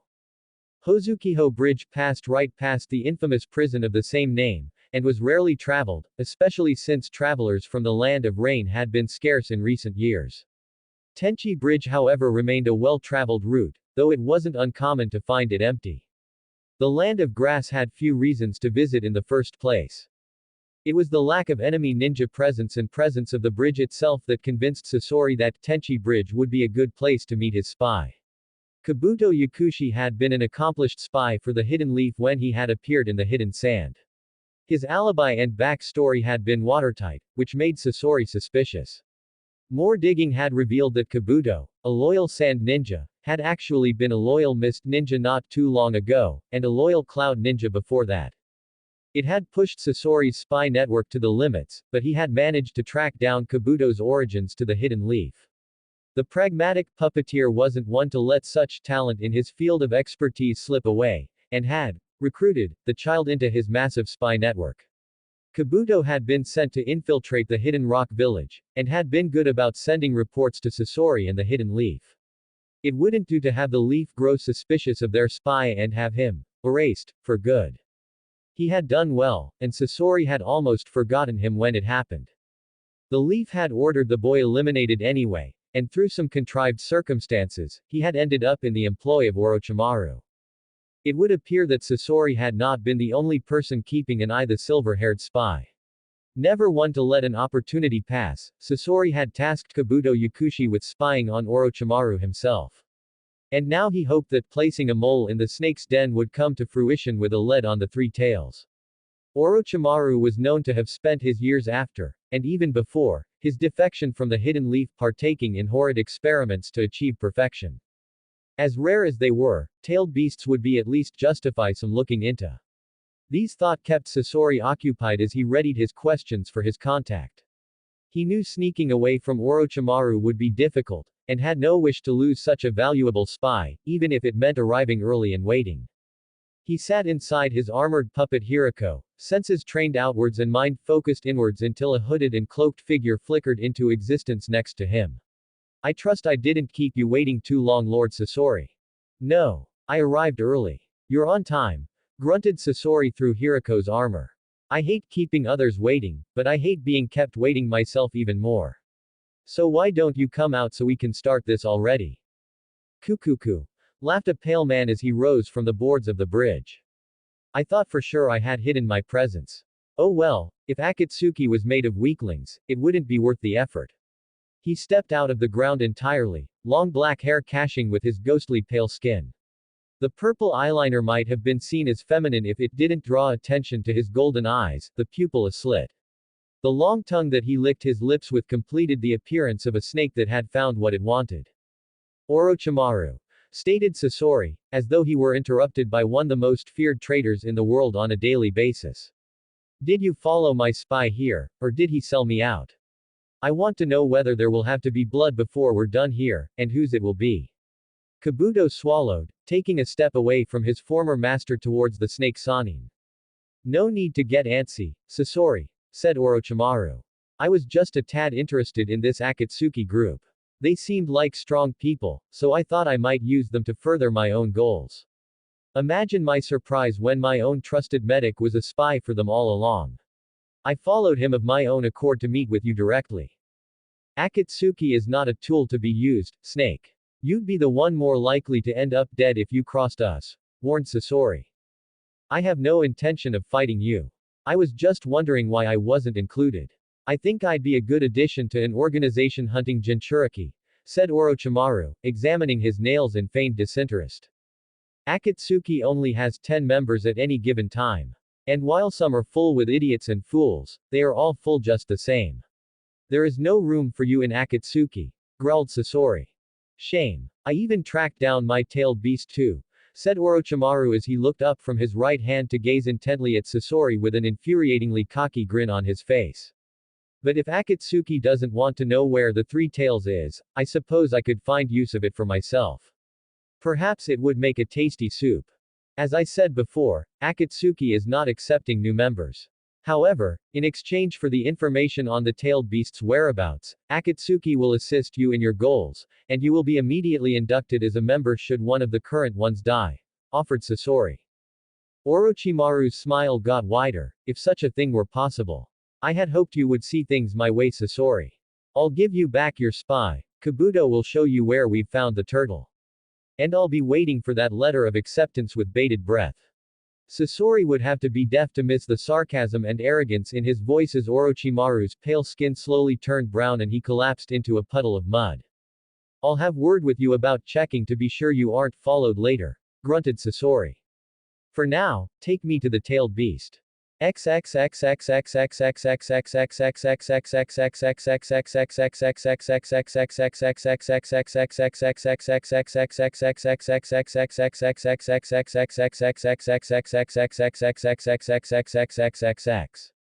Sasuke usually hated the rain. It was wet, good for farmers he supposed, but to him it was just one more hindrance in battle. But today he didn't mind. Today, it seemed appropriate that the universe share his feelings. He stood facing the memorial stone of fallen heroes of the Hidden Leaf, staring in mute horror and agony at the name freshly carved onto it. Sakura Haruno. It was only a name, but it was a name that meant so much more than just a name, in a place it shouldn't be. Part of him blamed Ino for not being a good enough medic, but the argument was mostly a hollow excuse to push away and wallow in his own guilt. If he had only been stronger, able to defeat Akatsuki and not be fooled by some juvenile trick like that, she might still be alive. If only his attacks had been as powerful as a sage's, he might have been able to do something. Lightning flashed in the background and the resounding boom of thunder shook Sasuke to his bones. His eyes, previously shut with tears, shot open in a moment of realization. He hadn't been strong enough then, but he would become stronger. Stronger than Naruto, stronger than Itachi, stronger than all of Akatsuki combined. And he would do it with the fury and power of a bolt of lightning. The youngest living Uchiha ran off to find someone to teach him about summoning, more determined than he had been since his academy days, where he lived for Itachi's dying breath. From the trees around the memorial stone, One Eye watched on, glad that his adorable little student was taking the opportunity to better himself rather than give up in despair. He had been prepared to inspire Sasuke and motivate him to beat Akatsuki, but it seemed the young Uchiha had that bit covered by himself. And Kakashi had bothered to sneak out of the hospital when he shouldn't have even been awake just for this. He would have to talk to Sasuke about needing too much surveillance later. For now, he would focus on the burning pain coming from his broken bones.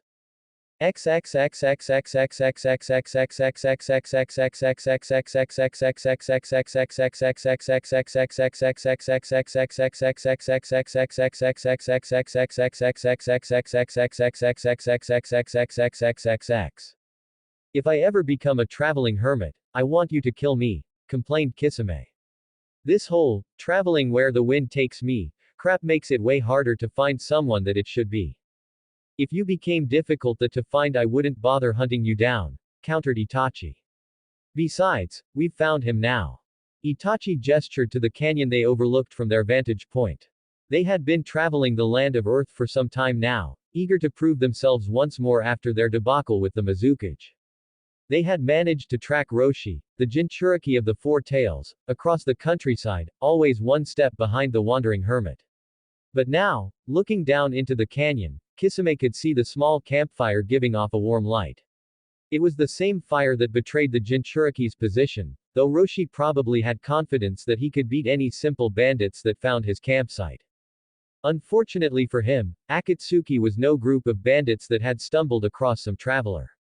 They were competent warriors that could decimate entire armies single-handedly, coming in with full knowledge of their opponent's unique partner. Itachi took a step forward to move in on the campsite, but was stopped by Kisame's large arm on his shoulder. You take a nap or something, I got this. Kisame smiled at his partner's impassive face.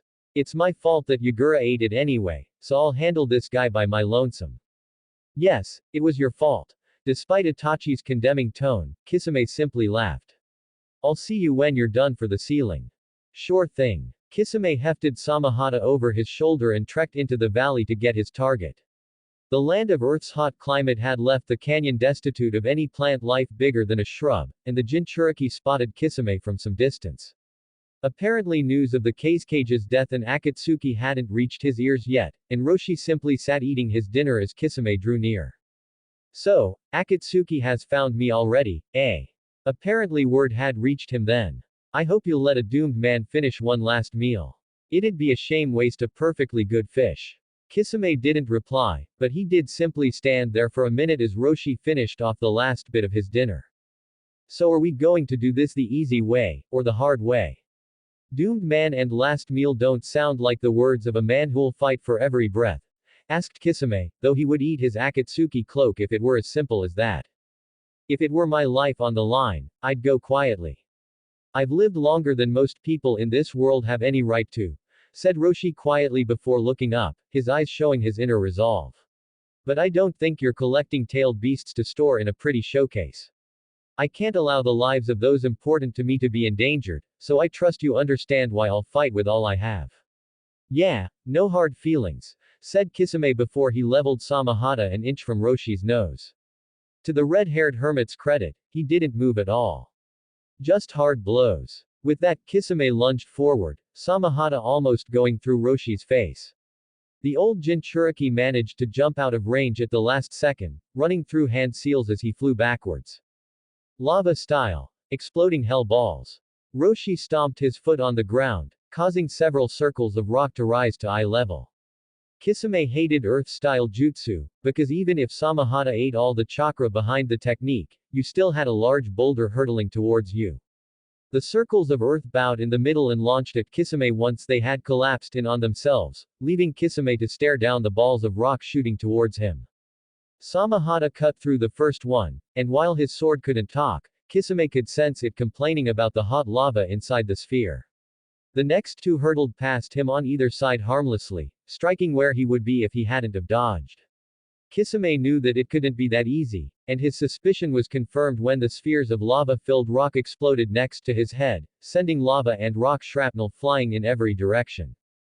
Kisame winced in pain as the molten rock hit the sides of his face. The burns and cuts were quickly healed by Samahata, but there was nothing stopping them from hurting in the meantime. When Kisame opened his eyes, he saw a wave of lava bearing down on him.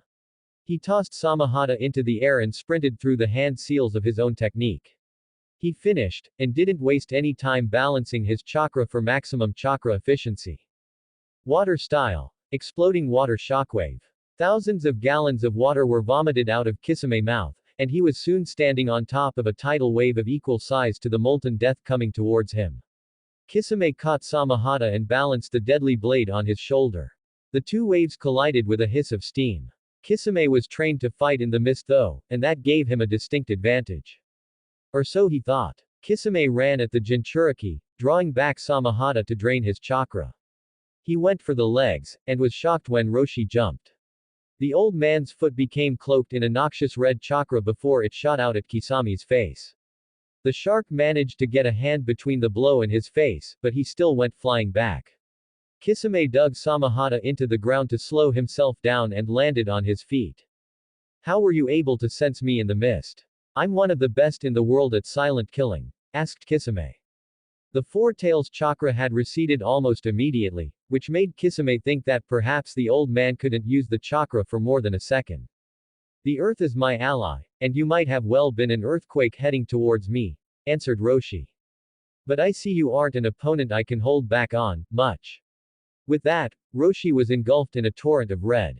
When the aura around him died down somewhat, Kisame noticed that he had one tail sprouting from his lower back. On top of that, his skin actually appeared to be made of lava. The two men ran towards each other, Kisame drawing back his sword and Roshi preparing a simple punch. A punch coated in lava, but still a punch. Once they reached each other, Kisame swung downwards in an overhead strike that Roshi easily dodged. Kisame used Samahata as a lever to lift himself up and over the punch that Roshi threw, though he was unprepared for Roshi's new tail to swing up and give him a smack in the face. The lava armor burned, and the impact from the tail launched Kisame backwards, Samahata barely staying in his hand. Roshi stepped forward, hopefully to gloat so Kisame could have time to heal his injuries. You don't stand a chance against a jinchuriki at one tail, and this isn't even my final form. You'll need to send someone more experienced to deal with me. Roshi rushed forward, but Kisame's burns had already healed.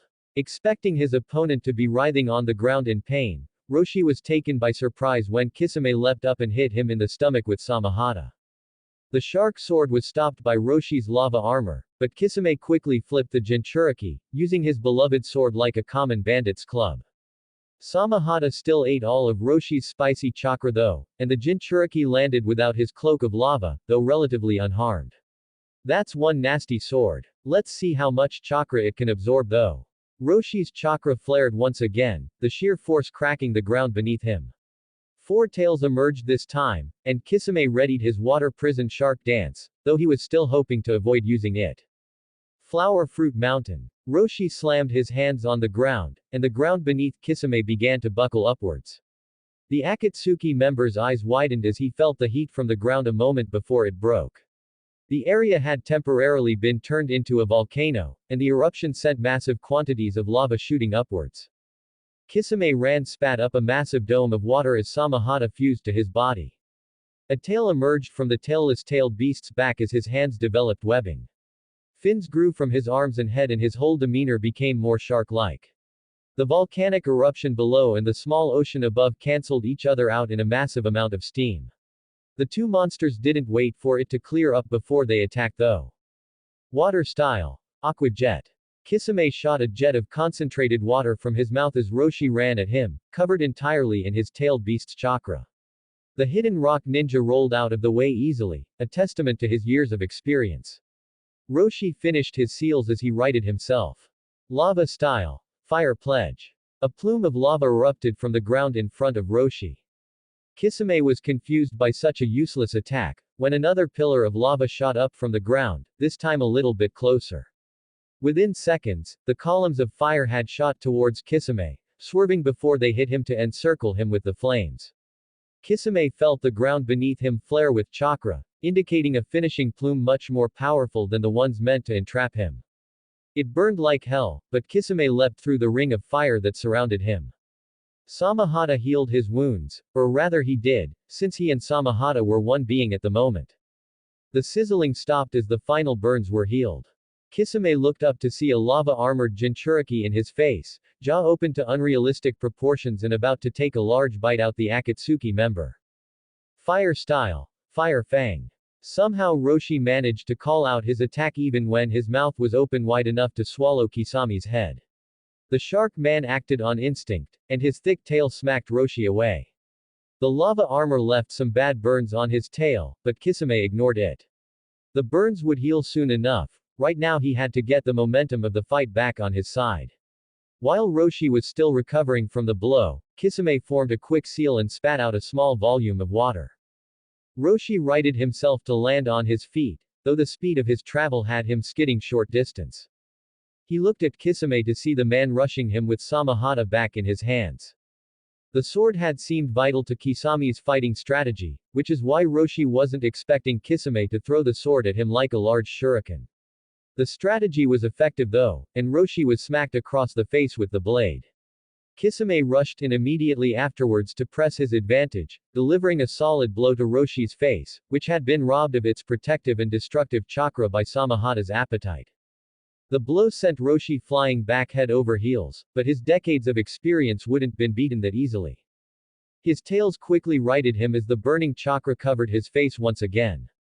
The rage of the four tails was telling him to rush recklessly, but he had been using the tailed beast's chakra for decades now and had gotten pretty good at suppressing his more primal instincts. Still, he would have to end this quickly before he became unable to use his demon's chakra. It gave him strength and stamina, but it also robbed him of a clear mind and slowly burned away his body. Kisame had decided to end it as well, and was running through the seals for one of his most powerful techniques, a jutsu he had actually developed to kill the Mizukage. It was only after developing the technique that he realized that Yagura would have brushed off a water-style attack like it wasn't even there. Roshi noticed that Kisame no longer had Samahata near him to heal his wounds and eat the chakra of his enemies. Realizing this was his best chance, he rushed at the Akatsuki member. Just as he started running, Kisame finished the seals for the technique, now he only had to charge it. He brought his hands to his hips and started the final steps of the technique. Cupping his hands together, he channeled all his chakra to the space between his hands. Tuertle. A small blue orb of flame vaporous, unaltered chakra formed between Kisame's hands as Roshi closed about half of the gap. Kisame ignored this to focus on the next part. He concentrated on converting the massive amount of chakra into water chakra. Nature transformation of this scale was difficult in the extreme, but the orb took on a deeper blue hue and felt more solid than it had a second ago. Destru CCDIIon. Roshi had him. Kisame was unarmed a few feet away, and Roshi swung his arm to deliver a blow strong enough to decapitate the shark man before him. He was surprised when his hand passed harmlessly a few inches from Kisame's face. Looking backwards to check what had stopped him, he saw Kisame atop his sword, which had been driven through one of his tails. The blade was drawing his chakra out, and Roshi's other 3 tails shot out to impale the Kisame holding the sword. The appendages succeeded, but Kisame simply dissolved into water, grinning as they ran him through. Roshi's dulled mind felt happy that it had killed the Akatsuki member, but as Samahata continued to rob him of his demonic shield, his senses cleared. But not soon enough. Kisame finished his technique with the easiest of all the steps. He simply released the energy built up in a directed beam of death. Figuratively, of course, since Roshi dying would be very bad. Kisame thrust his hands out in front of him, palms facing his opponent like his signature super water shark bomb. WAAAAAVVVVVVEEEEE. The orb of condensed water chakra burst outwards at Roshi, hitting him point blank and engulfing him completely. After several seconds, the beam subsided to reveal that Roshi had been blasted several hundred meters. The jinchuriki had been driven into a wall of cooled magma, from his first attack of the battle, ironically enough, leaving a human-shaped imprint around the unconscious, or dead, jinchuriki. Kisame really hoped it was the former. The Akatsuki member took a step forward and almost collapsed from sheer exhaustion. The turtle destruction wave was a powerful technique, but it was slow and took almost all of his chakra. He managed to catch himself on Samahata's handle, and stolen chakra flooded into his system. It was no substitute for a good night's sleep, but it would keep him up and running for a while longer. He walked up to his Akatsuki cloak, which he had discarded sometime in the course of the heated battle to fuse with Samahata more easily. After donning the article of clothing that declared his allegiances like his headband used to, Kisame walked up to the bearded jinchuriki and poked him in the stomach with Samahata. The light touch was enough to dislodge the body from the rock, and Roshi fell onto Kisame's blade. He groaned as Kisame swung the sword up over his shoulder for easy transport of the body, reassuring Kisame of the jinchuriki's continued life. For a little bit longer anyway. This manner of carrying the body had the fortuitous side effect of constantly draining the man's chakra to keep him sedated. Kisame trekked back to the ridge where he had left Itachi, and wasn't surprised to see that the Uchiha had only moved to sit down on a large rock. Kisame decided to inform Itachi of the painfully obvious, just to annoy his stoic partner. Well, I got the old geezer, but he sure put up a fight. Kisame punctuated the sentence by tossing Roshi's body onto the ground in front of Itachi. Don't complain. You were the one who wanted to go alone. If we had gone together, he wouldn't have lasted a second, said Itachi, his black eyes betraying no emotion. Kisame's partner looked down at the body in front of him. Shouldn't you show a bit of respect to the elderly? Ha! Don't let his age fool you. This old guy isn't one to be taken lightly. I almost had to use 1/10 of my full power against him. His bragging managed to get a light groan out of Itachi. It wasn't much, but Kisame would take what he could get from a former Anbu captain. Let's get a move on. We have a jinchuriki to seal, then we take out my target. Luckily the 5 tails is also located in the land of Earth, so we won't have far to go, said Itachi as Kisame lifted Roshi once more with Samahata. The duo walked off, sending a message that they had procured one of the targets.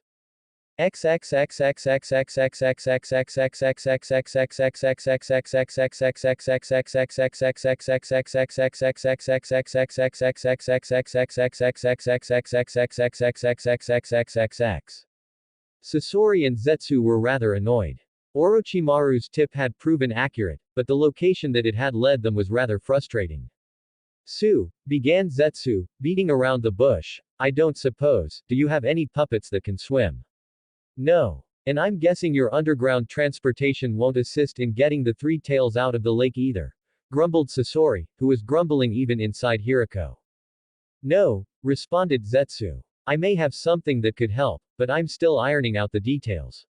The Akatsuki team stopped arguing and stood intently listening to something in perfect unison. A second or two passed, and they both relaxed once more. Ponder it all you like over the next 3 days, replied Sasori as he emerged from his puppet shell. He pulled out a scroll and began to tinker with one of his newer puppets, installing the hidden weapons. We have some time to burn apparently. Who do you think it was? Asked Zetsu, though in typical fashion, he answered his own question. It doesn't matter who got which jinchuriki. We got one, that's all that matters. Just be ready to capture the three tails after the ceiling, interjected Sasori. After listening to Zetsu argue with himself for hours when they had first been paired together, Sasori had learned quickly to stop the 2-1 if he didn't want his time being wasted. And he never wanted his time to be wasted. Sasori pulled a scroll out of his cloak and opened it to remove one of his backup organs. Here. Zetsu reached over and grabbed the juicy spleen and began to eat as Sasori worked on his puppet, the two passing the time until the sealing began.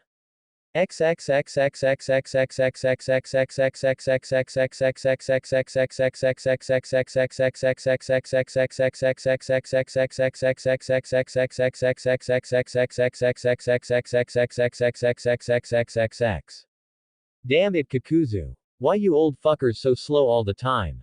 We should already be done with this shitty, take them alive, business, but no, you just have to stop and kill anyone with a bounty on their head big enough to buy a bowl of ramen. Now someone else got another jinchuriki, and we're still trekking to the hidden cloud, complained Hidan. Hidan. Shut up, or I'll kill you, said Kakuzu, not bothering to hide his annoyance. Ha. If you could kill me, I'd welcome it. Besides, you're just pissed because you know I'm right, said Hidan. Say, who do you think it is this time? I do not care. Shame, I recently came across a hefty sum of cash off of a gambler's corpse. I was hoping to gamble it away on bets and the like to keep the spirit alive, but I guess no one wants to take a gamble around here. Even if it means winning large amounts of cash, said Hidan, drawing out the last word for emphasis. I'd wager it was Kisame and Itachi. Now how much money are we talking about? Answered Kakuzu. Ha, I knew you'd come around. For a very large amount of dough, my guess is Sasori and Zetsu. He'd hate to be the last one to catch his target, since it would mean making others wait, laughed Hidan. I don't want money though. If I win, I get to mutilate the next bounty we find, beyond recognition. It's been too long since my last complete tribute, and my life depends on Lord Jashin's favor. You're insane to think anything could be more powerful than money, but I'll accept those terms. Now let's find somewhere out of the way to be during the sealing, retorted Kakuzu as he and Hidan made their way towards the land of lightning. Hidan's target was the two tails, and Kakuzu would pray to Jashin before his team was the last to collect their tailed beast.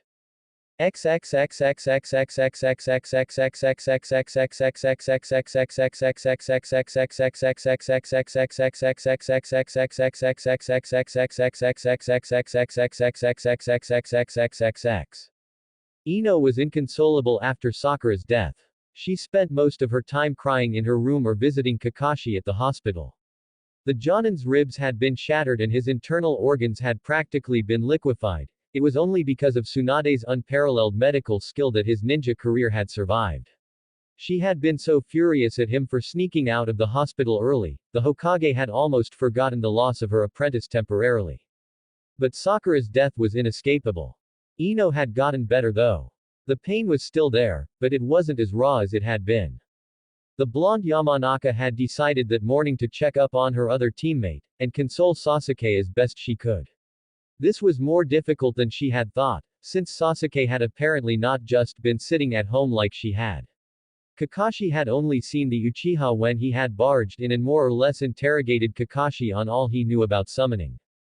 Kakashi had referred him to the retired third Hokage, and Sasuke hadn't been seen since. The third Hokage had been about as much help as Kakashi had on Ino's search. Sasuke had approached the elderly god of ninja several days ago and asked once more about summoning. The old man had summoned a small monkey for the last loyal Uchiha, as he did then for Ino. The critter was absolutely adorable, but Sasuke hadn't been looking for a cute pet. He was referred to Tsunade, as she was the summoner of the slugs, a near indestructible, acid-spewing, absolutely massive summon. Tsunade had seen the Uchiha the same day as her predecessor. He had told her that he was doing summon research to avenge Sakura, and she had told him everything he wanted to know and then some. The slugs were strong, but they were mostly healers. At this rate, Sasuke had apparently despaired of inheriting a summoning contract that fit him perfectly. When Sasuke asked how Tsunade had procured her summoning contract, he was disappointed to learn that the slug summoning contract was a Senju clan heirloom. As the only living Senju, Tsunade had inherited it from her ancestors. Ino had then traced Sasuke to Jiraiya of the Sannin. Tsunade had mentioned that she had no idea how her orphaned teammate had procured his summoning contract. When Ino found the pervert, peeping at the hot springs no less, he had treated her to a story about how he found his summoning contract in return for her silence on the matter. Sasuke had apparently gotten the same deal earlier today, and had upheld his end of the bargain. She had still punted him over the barrier into hot water, both literally and figuratively. Still, the story had been interesting, not that she planned to summon herself to the lair of some deadly summon creature. But she knew someone who might just be that desperate. She headed to her team's training ground, where she saw Sasuke practicing some jutsu or another.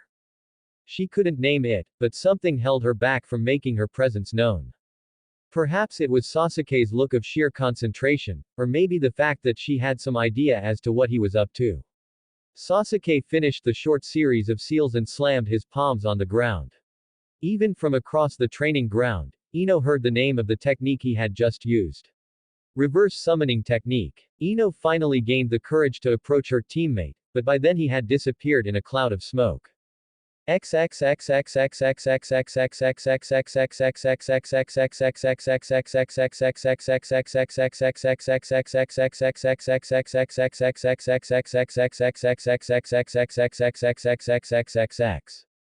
Sasuke opened his eyes, Sharingan spinning.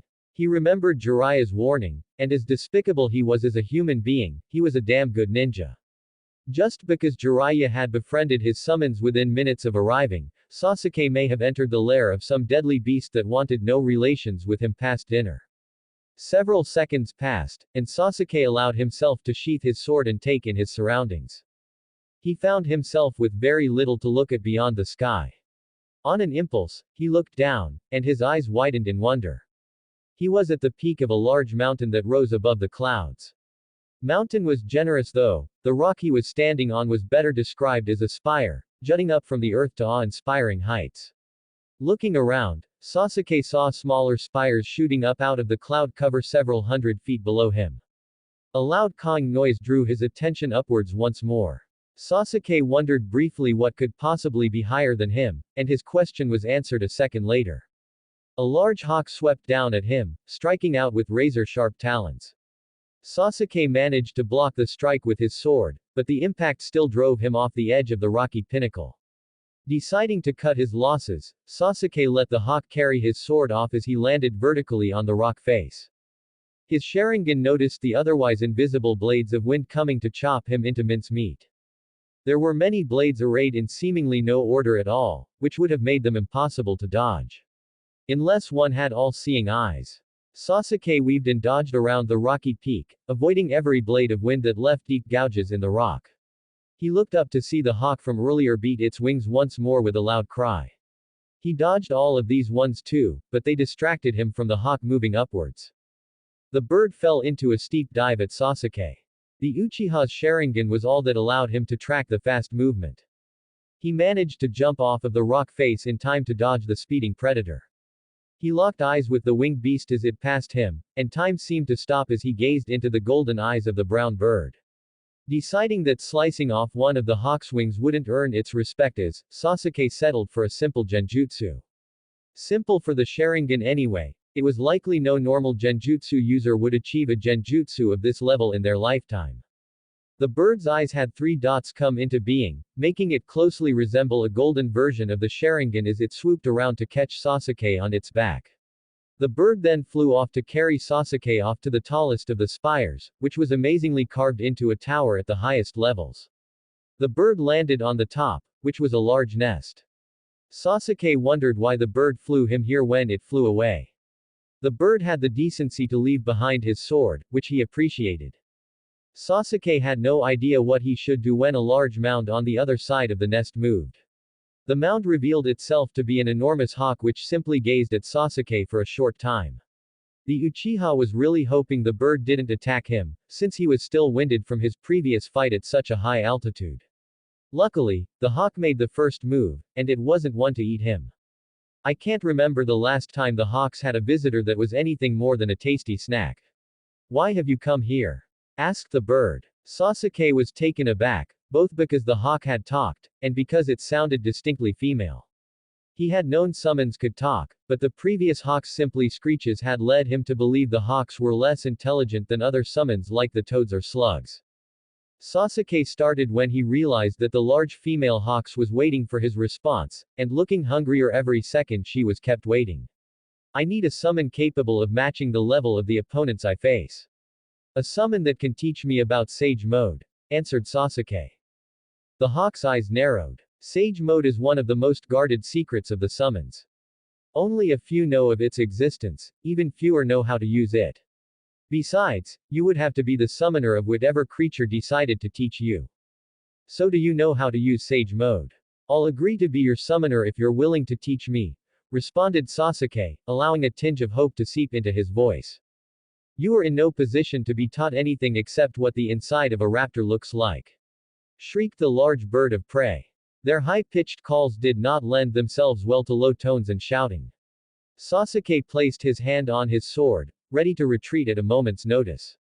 Luckily the female hawk calmed down rather quickly as seemingly became lost in thought.